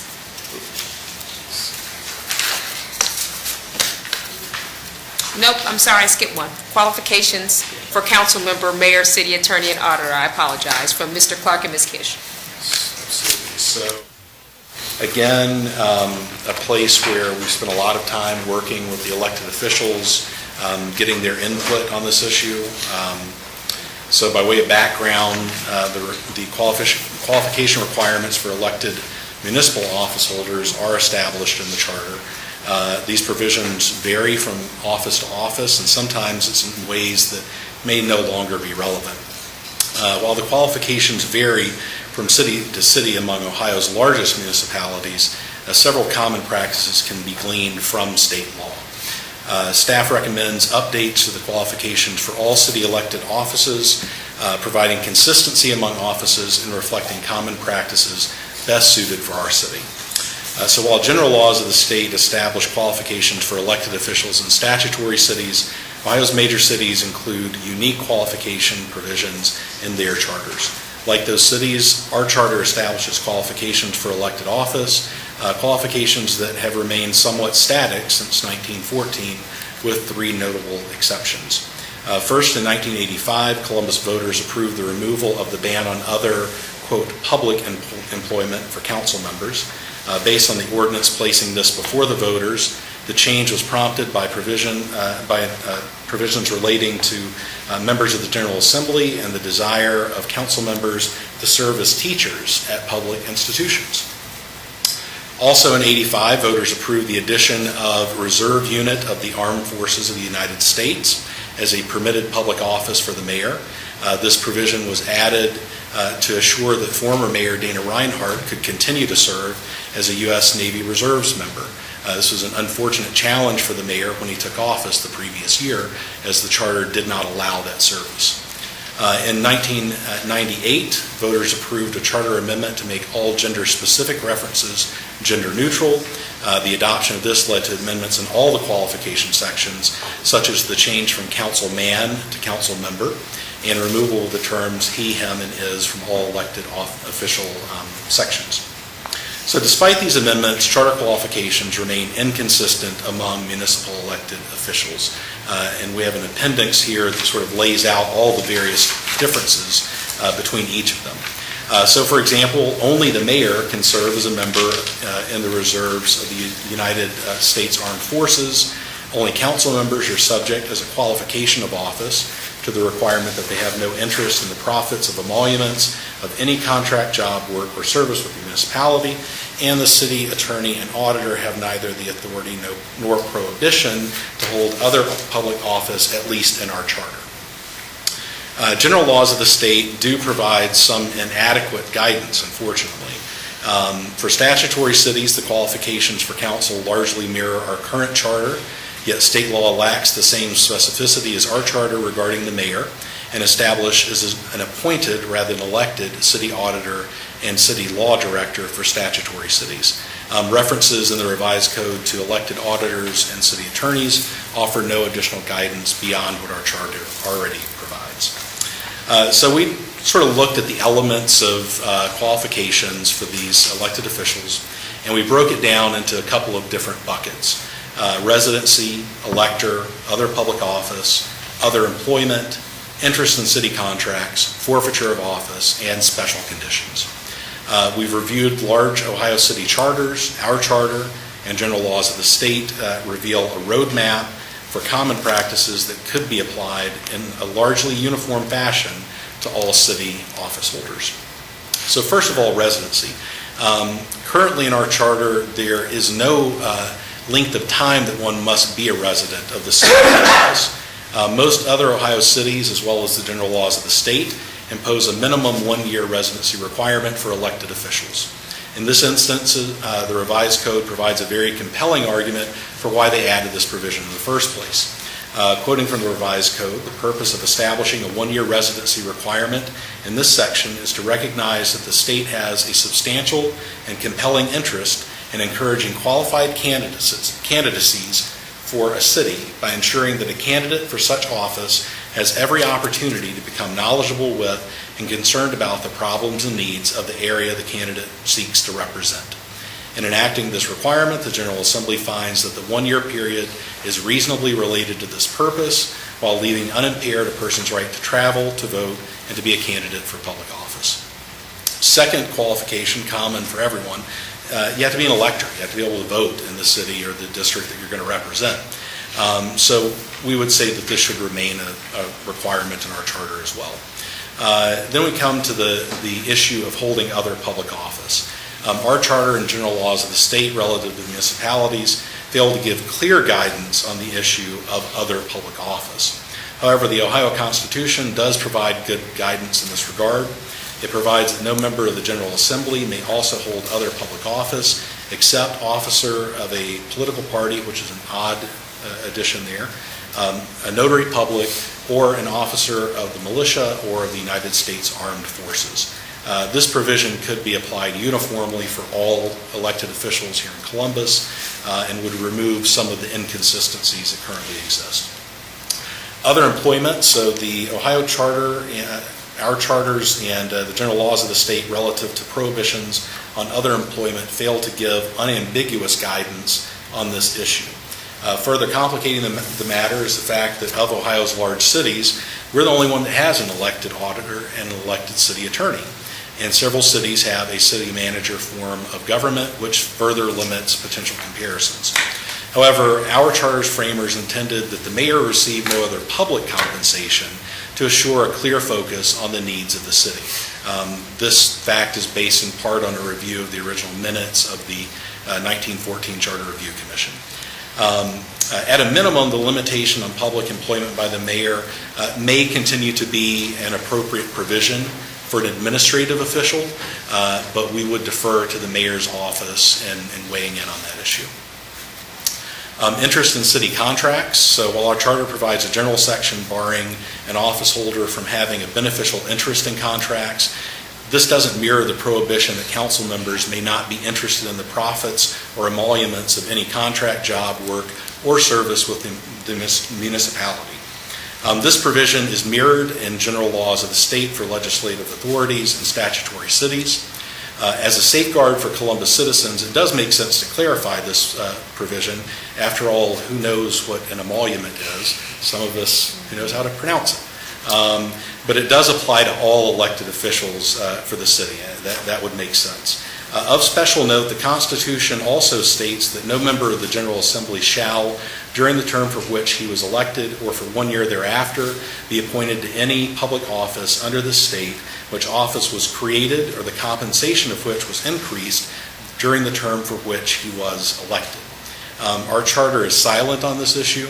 However, staff have not reviewed state law to determine whether that would control and a charter provision would be unnecessary. Forfeiture of office. Our charter rightly requires an officer to forfeit office if the officer has an unlawful interest in a city contract. However, the council section does go farther, and it requires forfeiture of office if the member has a beneficial interest in any contract, job, work, or service for the city of Columbus. In addition to applying the standard to all municipal elected officials, a citizen may be further protected by extending this penalty to officials as well. And then we have some special conditions. There are two special conditions that we feel would apply to office holders. For council members, the fact that the council president may become acting mayor would not trigger the other public office limitation in the charter that's currently in the charter, and we would recommend that it remain. And then for the city attorney, the charter requires that he or she must be an attorney admitted to practice in Ohio. Both of these provisions are common sense additions that apply to unique characteristics for those offices. So in conclusion, staff would suggest that this commission recommend harmonizing, with limited exceptions, the qualifications for office across all elected officials in the city of Columbus. We'd further recommend that the following be added to all qualifications: residency in the city of Columbus for 1 year and continuing residency during office, service in the U.S. Armed Forces as a permitted public office, a prohibition on any interest in a contract job, work, or service for the municipality. I would note, and we'll come to this later, that this could also be placed, as we said before, in the ethics section, and then forfeiture of office if the official lacks any of the aforementioned qualifications. And with that, you'll see at the end of this section, there is an overview of our current charter provisions regarding the mayor, city attorney, city auditor, council, and then we also have an overview of other cities' information on the same. And with that, I'm happy to answer any questions you might have. Thank you very much. Any questions or comments from any of the commissioners? I agree with these items. I guess I have a little reservation about the 1 year requirement in the cities because, you walk across the street, you're from Arlington to Columbus or Worthington to Columbus or Bexley or Grove City, that I understand it more in the state realm than in the city's realm, but the idea of being knowledgeable of your community and so forth, my guess is we can all be fairly knowledgeable of this core of suburbs and cities and so forth. I don't object to the 1 year residency, but I guess I have to just think about that before we bless it. Thank you. Go ahead. I agree with Auditor Dorian on that. I don't have a problem with the 1 year requirement, although, again, being an amateur historian, I think when, Q, correct me if I'm wrong, when Tom Moody ran for mayor in 1971, he quickly had to relocate from Worthington to Columbus in order to run, and he wouldn't have met the 1 year residency requirement. That would have been, history would have taken a whole different course had this existed then. The only other question I have for staff and perhaps the city attorney's office to advise us on is whether the prohibition on any interest in a contract job, work, or service for the community, for the municipality, should apply to an individual's immediate family as well as himself or herself. Yeah, I think that's already addressed in state ethics law. Okay. And there's a definition of what constitutes family or immediate family. I don't know what the exact term is, but that We're is. covered there, then covered. I don't think we need a 1 year rule. I don't see any way that necessarily adds anything valuable to the qualifications of the person, and again, they have to stand for election or go through a process, so I don't see a need for a 1 year rule. On the other employment, the questions of other public office, again, we talked earlier about Mr. Dorian's service on the Fire and Pension Board or something like that, and it may not have even been compensated, but it probably constitutes another public office, and would that be prohibited the way this is written or proposed to be written? I don't think it should be. I think we should allow for such things like that. And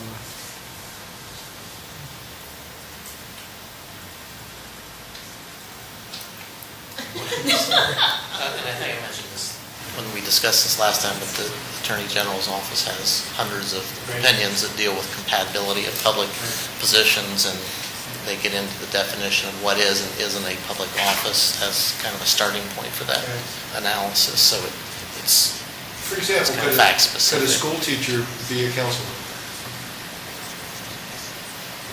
Right, it's different than public employment. Right, it's not considered an office or an office, Okay. in air quotes. But you start getting into some areas that are less clear, like assistant prosecuting attorney or some other public positions that work for elected officials or deputy clerk or something like that. Those get more difficult to distinguish between mere public employment and public office. What was the answer to your question, Jeff? Could a school teacher, public school teacher, be a member of city council? What was the answer to that? Yes. The answer is yes. And how do you avoid this section then that said a city official could not Hold a public office. hold a public office? Or are you saying a Versus school teacher is not a public office? It's public employment. Public employment, okay. And I would point out that this would apply to any other office, job, work, service with the city of Columbus. Well, what about the existing permission where a city employee can be a county trustee so long as it's not in conflict with city contracts, et cetera?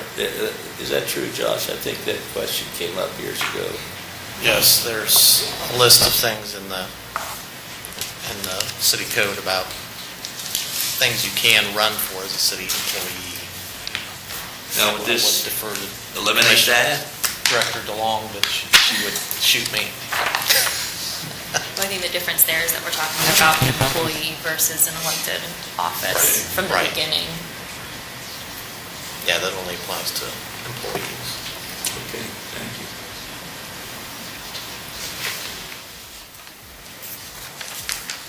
Any additional questions or comments?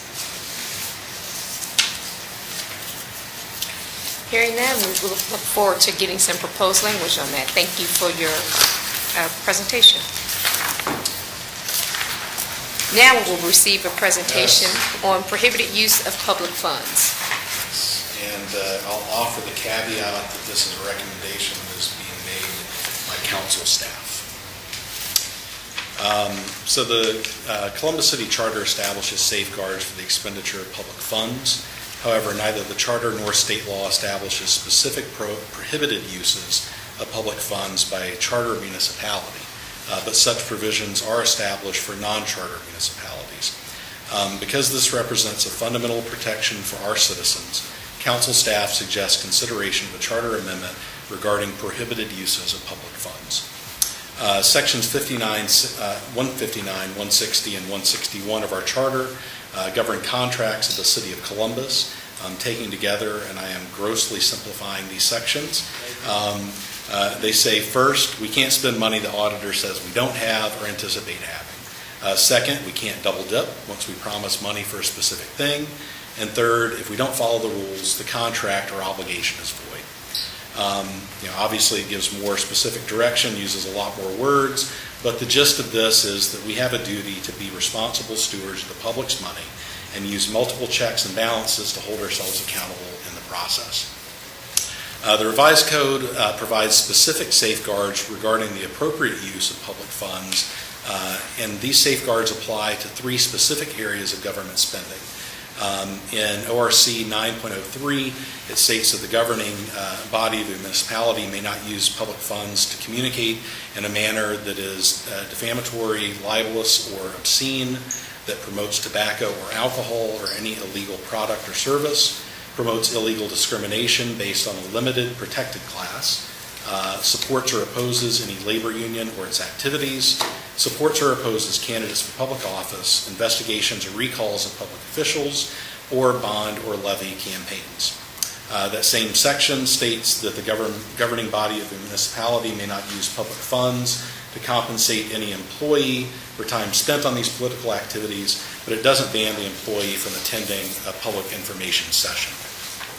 Lastly, it bans, quote, any person from knowingly conducting a direct or indirect transaction of public funds for the benefit of a political entity.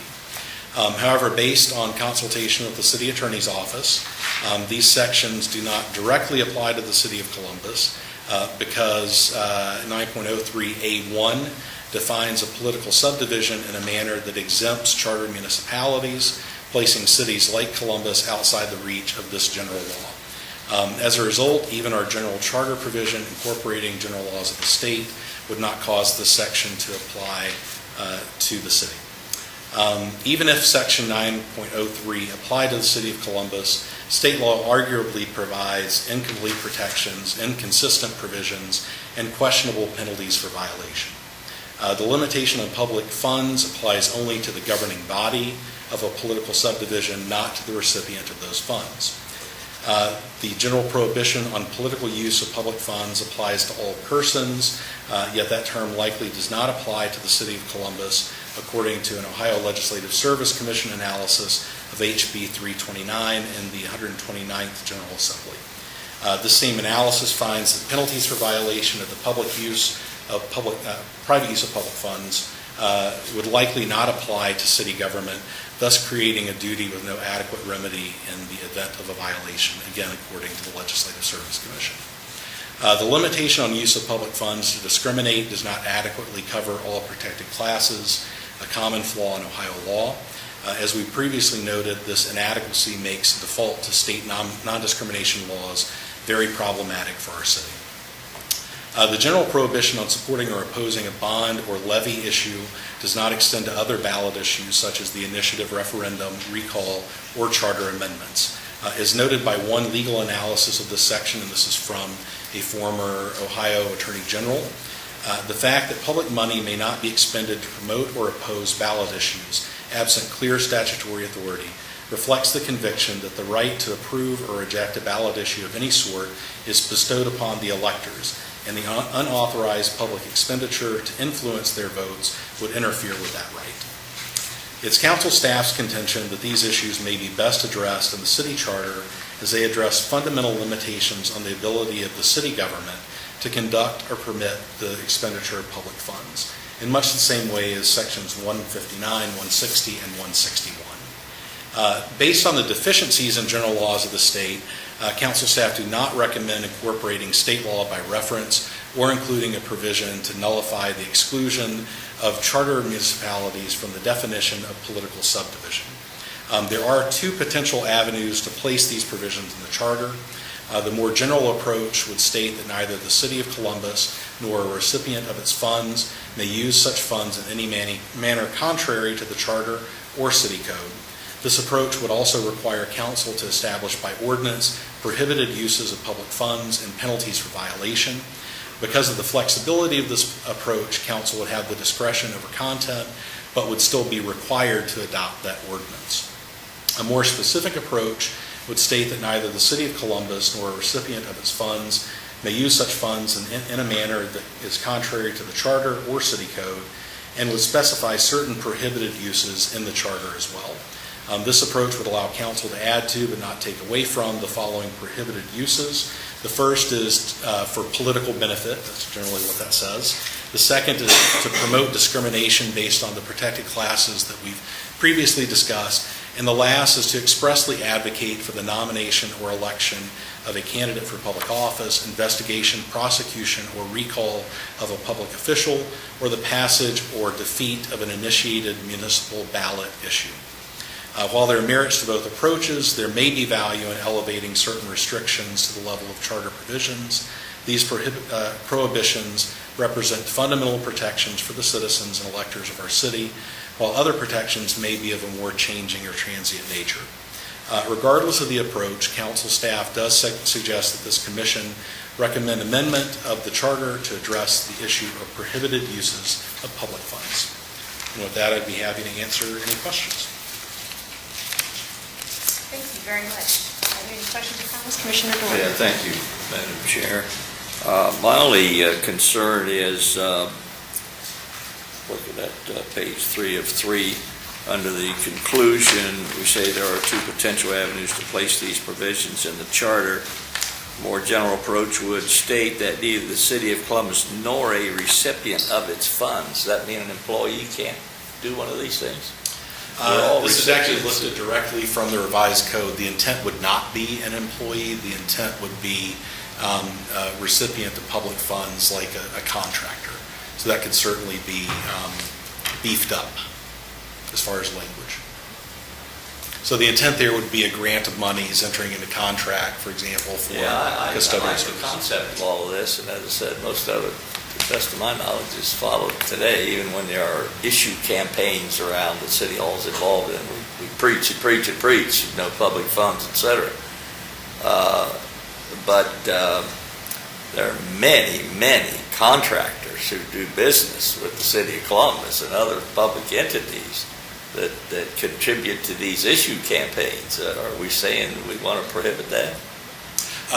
No, actually what we're suggesting is that we be assured that public money may not be used for that purpose. So for example, if you could imagine a nonprofit entity that is exclusively funded by the City of Columbus would not be able to use their funds to turn around and advocate for a initiated ordinance, couldn't use those funds to otherwise influence a ballot issue. Do we have a charter provision now that speaks to petition gathering and so forth, that said such gatherers cannot be paid or you're in violation of the charter? And as we know, that public records disclose many of those being paid right now. But my only concern was these contractors and how far does this identity of public funds go, right? Road work, you write a contractor $1 million warrant or something, and I would guess it would become fungible in their corporation at that time and maybe lose its identity as public funds at that point. That was my only concern. Well, we're clearly not suggesting that employees, we would try to reduce their freedoms.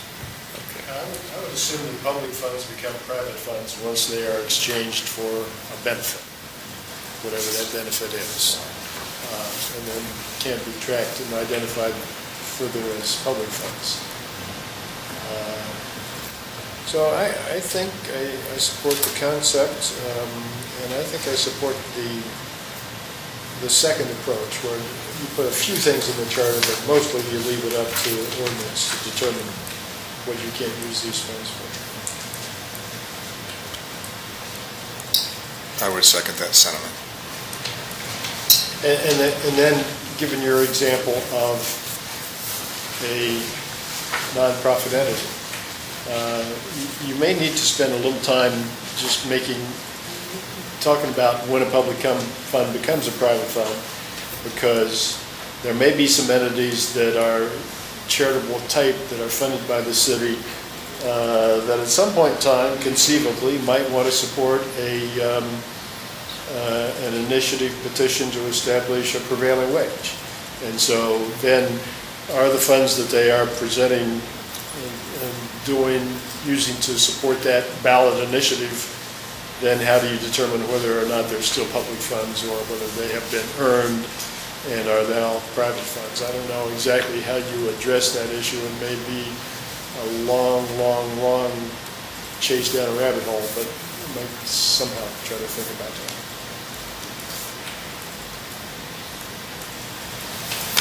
It would appear that the removal of the term Emoluments? here, yeah, we wouldn't remove emoluments, nor a recipient of its funds. It seems the removal of that phrase would address all of the issues that have been raised to date on this issue. So it would simply say that the City of Columbus may not directly or indirectly use its funds for these purposes.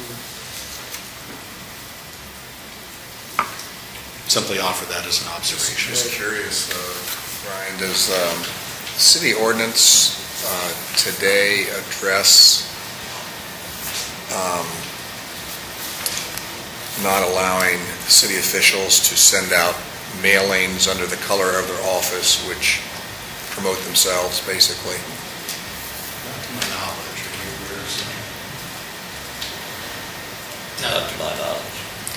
The reason I asked is we're dealing with this at the state level because it's been common for state office holders, for example, I'm not picking on him, but John Husted will be sending out absentee ballot requests to every registered voter in the state this year.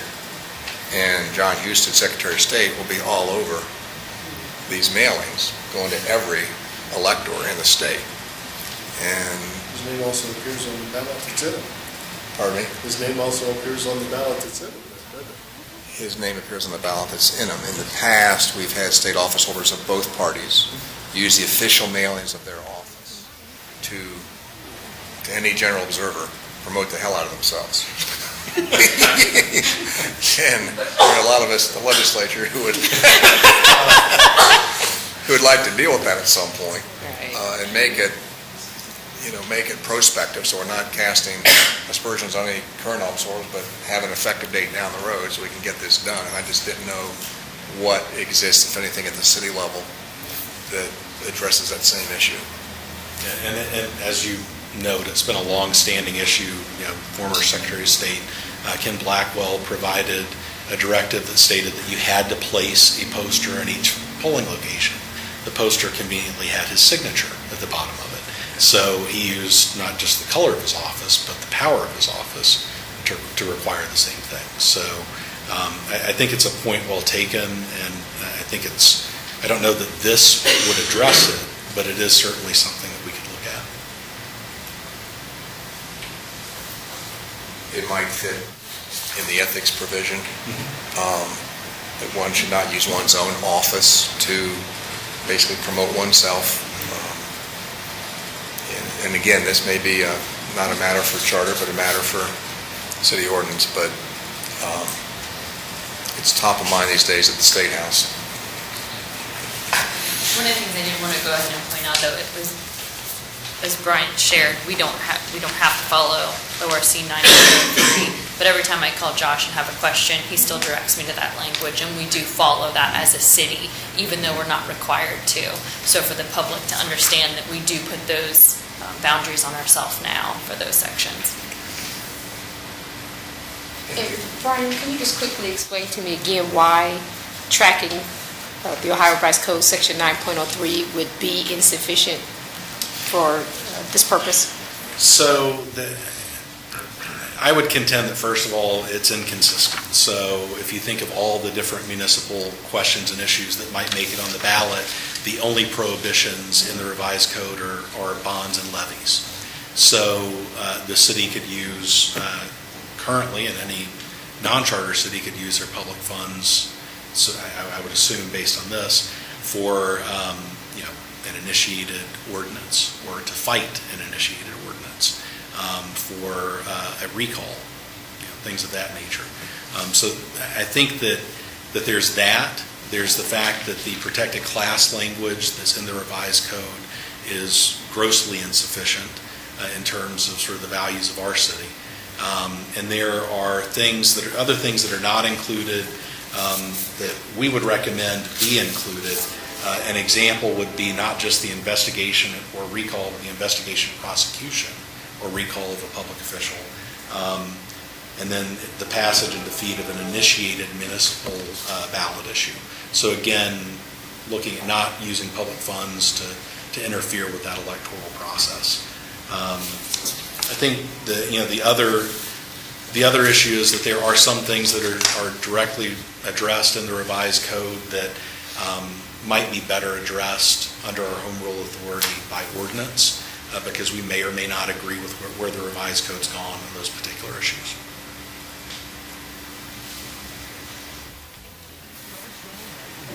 Any last comments or questions on this issue?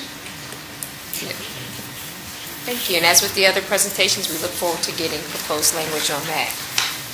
And the last presentation for the day is on council provisions. And who is giving that presentation? Okay, thank you very much. Sorry, guys. I have a little slice of history in everyone's packet. If you look at the beginning of your packet, there is what looks like a very ragged document. This is held in the east basement of City Hall. This is a copy of the original proposed charter for the City of Columbus as prepared and proposed by the original Charter Commission in 1914. And this includes their notes to the voters of the City of Columbus that sort of laid out their reasoning for making these recommendations. I'm going to begin my discussion on the City Council section by reading what I think are still some very relevant comments that they made in this statement. The first is their statement number 3, the elimination of ward lines. By providing for the election of councilmen at large rather than from wards, every voter is given the right and opportunity to cast his vote for or against each and every candidate who presents his name for election to this office. A councilman, whether elected from wards or at large, is charged with the duty of administering the affairs of the city as a whole. The most democratic form of government is certainly that which secures to each individual citizen the right of voting for or against any candidate for an office in which, if elected, he would be invested with the power of imposing a tax on and regulating the conduct of all citizens. And then number 15, under the mayor's veto, which seems like an odd thing to cover here, but it is relevant. Under the veto as provided in this charter, the mayor cannot block council in the exercise of its legislative functions, as not greater vote is required for passage over the veto than was required for original passage. The mayor, therefore, is empowered by his veto to call public attention to anything in a legislative act that is of doubtful value and force a reconsideration. And this is the relevant part. Council is nevertheless free to follow its own judgment and must assume full responsibility for every ordinance or resolution that it passes. The Columbus City Charter provides provisions regarding the council that were heavily amended before adoption by this Charter Review Commission of 1914. Interestingly, if you look at the bound copy of the original city charter, which is also available in the basement, you will see that there are squiggly lines and strike-throughs, additional typing throughout the margins of the entire document. Probably none more so than the section of the city council. These were things that were still being molded and decided up until the last minute of that Charter Review Commission. 6 subsequent amendments have further complicated these sections. So in an effort to clearly articulate the roles and responsibilities of the council, staff recommends numerous amendments to the charter. So in proposing the city's first home rule charter, the Charter Commission states, and this is a previous General Assembly, not the current one, with adoption of this charter, Columbus will forever pass from under the domination of the state legislature. No longer will members of the General Assembly elected from outside districts be permitted to dictate how Columbus shall administer its own necessities or solve its own local problems. While the charter incorporated general laws by reference, the charter's framers intended that Columbus blaze its own path and make full use of its home rule authority. With this in mind, the Columbus City Charter contained a modified mayor-council form of government unique among Ohio large cities, to put into effect a strong system of local administrative and legislative governance. The core checks and balances created by the charter remain unchanged 100 years later, with voters having twice rejected ballot issues to alter the form or composition of one branch of that government. However, prior to adoption, the Charter Commission heavily amended the sections of the charter relative to the council. Further amendments have made piecemeal changes to those amendments, and as a result, the charter provisions relating to the council do not provide the same level of clear logical sequence as those for the mayor, the auditor, and the city attorney. To remedy these changes, staff asked the commission to consider the following recommended changes by section. In making these recommendations, staff has attempted to reflect in the charter those items which, in the opinion of the council, should be permanent fixtures of the legislative body, subject to change only by the citizens of Columbus. I will apologize for diverting from our normal practice and giving sort of a general overview and then coming back with language. Most of these things are fairly minor changes, so instead I'd like to go section by section through the charter if that is okay with the commission. First, legislative powers, section 3, we would not recommend any change to that section or to section 4, which governs council members generally. Section 5, under vacancies, this does take care of the issue of dying, resigning, or being removed from office. It does not reflect ceasing to hold any qualifications of office or the office is otherwise vacated. So we would recommend that these additions be placed in this section of the charter just to simply reflect the various ways in which a vacancy could occur in the seat of a city council member. Section 5.1 and 5.2, these are recommended changes that are forthcoming based on your input today. Section 6 is the same, qualifications for council members. Section 7, this has to do with salary and attendance. We do have some recommended changes forthcoming for the commission to consider there as well. Section 8, so primarily this deals with meetings of council. It was amended as recently as I believe it was 1998, a substantive amendment in 98. But it does provide some information about how we call special meetings that is really not necessary in the charter, and it's something that might be best addressed by the rules of council, and we have the authority to establish those rules. In addition, it says that citizens shall have access to the minutes and records thereof. Instead, in keeping with some of the other changes this commission has supported, we recommend saying that our minutes and records shall be maintained as an electronic record that's easily accessible and made available to the public pursuant to the general laws of the state governing public records. This would simply bring some consistency to the charter. Section 9 is one of the many sections that tries to do a lot of things in a single sentence in a single section. So we'd recommend breaking this out, with Section 9 speaking only to the rules and order of business for council, a subsection regarding the journal, stating that council shall keep this journal, but also establishing for the first time in the charter that it's a permanent record of the city that would be easily accessible and made available to the public pursuant to the general laws of the state governing public records. Section 9.2 would be an addition to the charter. It would allow the council shall organize itself as it deems appropriate, including the formation of and rules for special committees and standing committees to promote the thorough and effective conduct of the business of council. While council obviously has committees currently, we do feel that this is something that is core to the makeup of council and should be reflected in the charter as well. Section 9.3 has to do with the expelling, removing, and forfeiting of office by a council member. The current language in this section, as we understand it, has been held pretty strictly construed by some court cases, not by others. So it may or may not afford us with the same authority that other councils and the General Assembly would have in terms of punishing or expelling a member of the legislative body. For that reason, we're recommending adoption.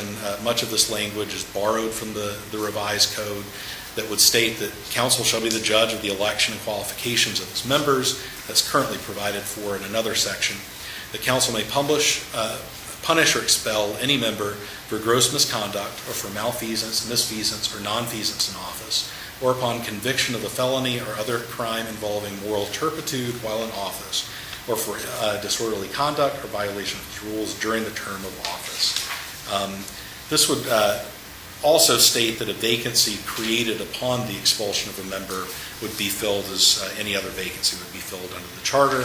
And then it's a cut and paste of the section that requires that that if you miss 8 or more meetings in a row, you forfeit the office unless you're excused by a resolution of council.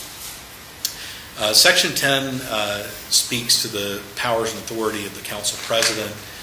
Currently, it just simply says that we have a council president who shall preside over meetings. The council president in practice does many more things than that, and these are things that we feel strongly should be core functions of the council president memorialized in the charter. And these would include determining the agenda for council meetings, appointing the chair and members of council committees, and performing other duties as may be imposed by council. Further, this is an issue that is not addressed in the charter, what happens if the council president resigns, dies, is otherwise vacated. We feel that it should be explicit that in that event, there will be a new election for council president. There's not a presumption that some other council member would automatically assume that role or those responsibilities. Section 10.1 would for the first time establish the office of the council president pro tem. That's a current office in council. It's elected at the same time the council president is. But if you strictly read our current charter, we only have a council president pro tem when the council president is not present. This instead would establish that the pro tem would be elected at the same time as the council president and would act as a presiding officer in the absence of the council president. And then 10.2 would say that if both the council president and the president pro tem are missing and we still have a council meeting, council shall elect one of its own members, the presiding officer. Section 11, we've already covered for the city clerk.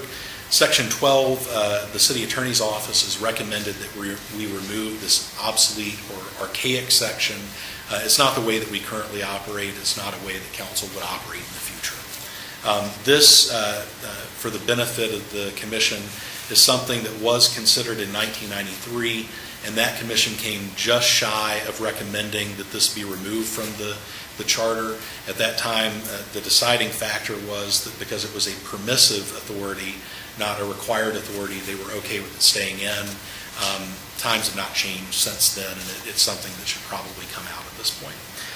For the city treasurer, section 13, this is bringing the city treasurer and the city clerk sections, sort of harmonizing those in terms of council's power to appoint, the fact that they serve at the pleasure of council, and that they perform duties and exercise powers prescribed not just by the charter but by the council. Section 14 regarding officers and employees. This clarifies something that was not at all clear in the charter previously, and that was that council shall exercise no power of appointment for officers or employees, except otherwise expressly provided herein. Reading in context, it was assumed that that's what the charter provision meant, but we think it should be clear that that is the limitation that's placed on council, and also that council shall appoint the officers and employees of council as it deems necessary. Section 15, which is compensation of officers and employees, there could be recommended changes forthcoming. We'd recommend no change for 16 for official bonds. For 17, we recommend moving this section, which the section regarding the judge of election and qualifications. It just simply doesn't go there, so we recommend moving it to another place. Section 18 is action on ordinances.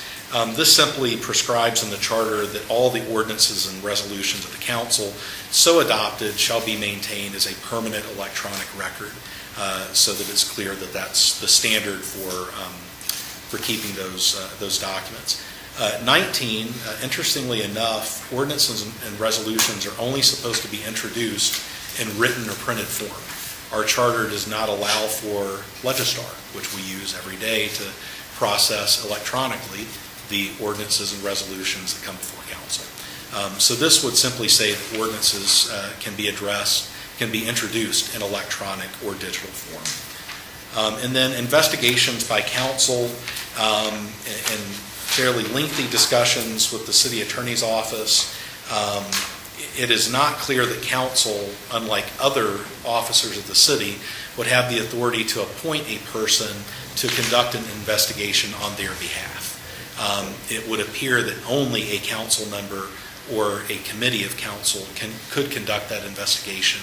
That's not a limitation that exists on the other officers of the city with investigative authority, and we would recommend that council be given the ability to deal with that.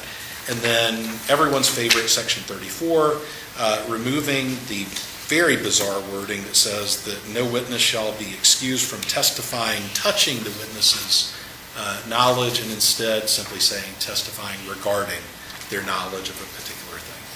So in recommending these amendments, which I'm happy to discuss in depth, this commission would provide citizens with a clear, logical sequence of powers and duties applicable to the legislative branch of the city government. These amendments reflect the current practice of our council, and they address areas where the charter is currently silent, and that silence may lead to disruption or lack of continuity in the council. And with that, I'm happy to answer any questions. Thank you very much, Brian. Does anyone have any questions for Mr. Clark regarding his presentation? Several. Please. I just want to make sure I understand some of these things. My first question is under Section 5, vacancies. The only thing you're adding here is this language, ceases to hold any qualification for office or the office is otherwise vacated. Substantively, that's not a change. Correct. And then 5.1 and 5.2, you're going to kind of roll that into the language about disabilities. The qualification of, same thing for the qualification about residency and all that, salaries and attendance. You're going to have something coming forth on that. I guess I am a little bit concerned about the meetings of council, because I've seen many times over the years where, the charter has dictated times. Boy, council has very religiously followed that dictate and said we've got to be in. I view that order to meet at given times as a public disclosure effort on the part of the charter authors of the charter. So explain to me again what you're doing here. You're the mayor, the president of the council, or any three members thereof may call special meetings of the council upon at least 12 hours written note. You're scratching that. Yes, sir. Again, upon a very lengthy conversation with the city attorney's office, it's our understanding that the provisions for both special and emergency meetings are not even addressed in our charter. These provisions already exist in the Ohio Revised Code and would already control the way the council would conduct a special or an emergency meeting. And as a result, this is really duplicative of something that is well established in the Revised Code. So you're going to cover that in this sentence: all meetings of the council or committees thereof shall be held in public in accordance with the general laws of Ohio. My feeling is you got to maintain that authority to call special meetings at different times. So you think that would be covered under that sentence there? That's my understanding, talking to Josh Cox, yes. Okay. Forgive me, Madam Chair, I just want to make sure I go through a couple of these. Of course. And Auditor, if I could, I certainly think that it would not hurt to state that we could call special or emergency meetings as provided for in the general laws of the state. That might add some additional comfort. Clarifying. Yeah. Now, I recognize this as the call of council. I'm surprised, though, that you want to embed the committees in the charter. Not the committees themselves, but simply we think that it would be appropriate to make clear that council's organization is at its discretion to specifically reference both the formation of and the rules of standing and special committees. This is something that's not expressly stated in the charter currently. In reviewing the charters of other cities in Ohio, almost to a city, this is something that's addressed in their charter, just to explicitly state that that's an expectation for the legislative branch. So that's why we're making that recommendation. But we've both seen times when council wants to change those rules from time to time. This would kind of hamstring the council from making changes, would it not? I don't know that, since we're not specifying what the committees would be, I think it would simply be permissive authority for council to establish our standing committees and our special committees. But we would certainly agree with that sentiment that we would not want to hamstring ourselves by explicitly stating what the committees would be in the charter. Section 10.1 and 10.2. In 10.1, we talk first meeting, the president, let's see, council shall elect one of its members, president. Does Section 10, the president of council as we go on to say, if the president of council dies, resigns, or is removed from office, etc., the council shall elect one of its members president. What role does a president pro tem play at that time? Well, at any point in the absence of a council president, the president pro tem would assume the presiding officer responsibilities and duties for the council president. It's my understanding that in this instance, were a council president to die, that council president pro tem would continue to serve in that capacity until a new president were elected by council. And at the time a new president, does that, I'm thinking of the term of the president pro tem, does that term expire with the election of a new president? It would be a separately elected office, and that's actually a very good question. That's one of the issues in that the charter is silent on that question by providing that it is a separately elected position here. It wouldn't sort of bind those two together in any way, and it would provide us with some, we think, some clarity and some continuity in the event of an unfortunate emergency like that. Okay, well, I respect council's decision in that. I'd ask that for understanding more than anything else. Going on to the city treasurer, this is a general comment. I never could understand why an administrative office was appointed by a legislative body, but it is the way it is, and leave it that way. Let's see.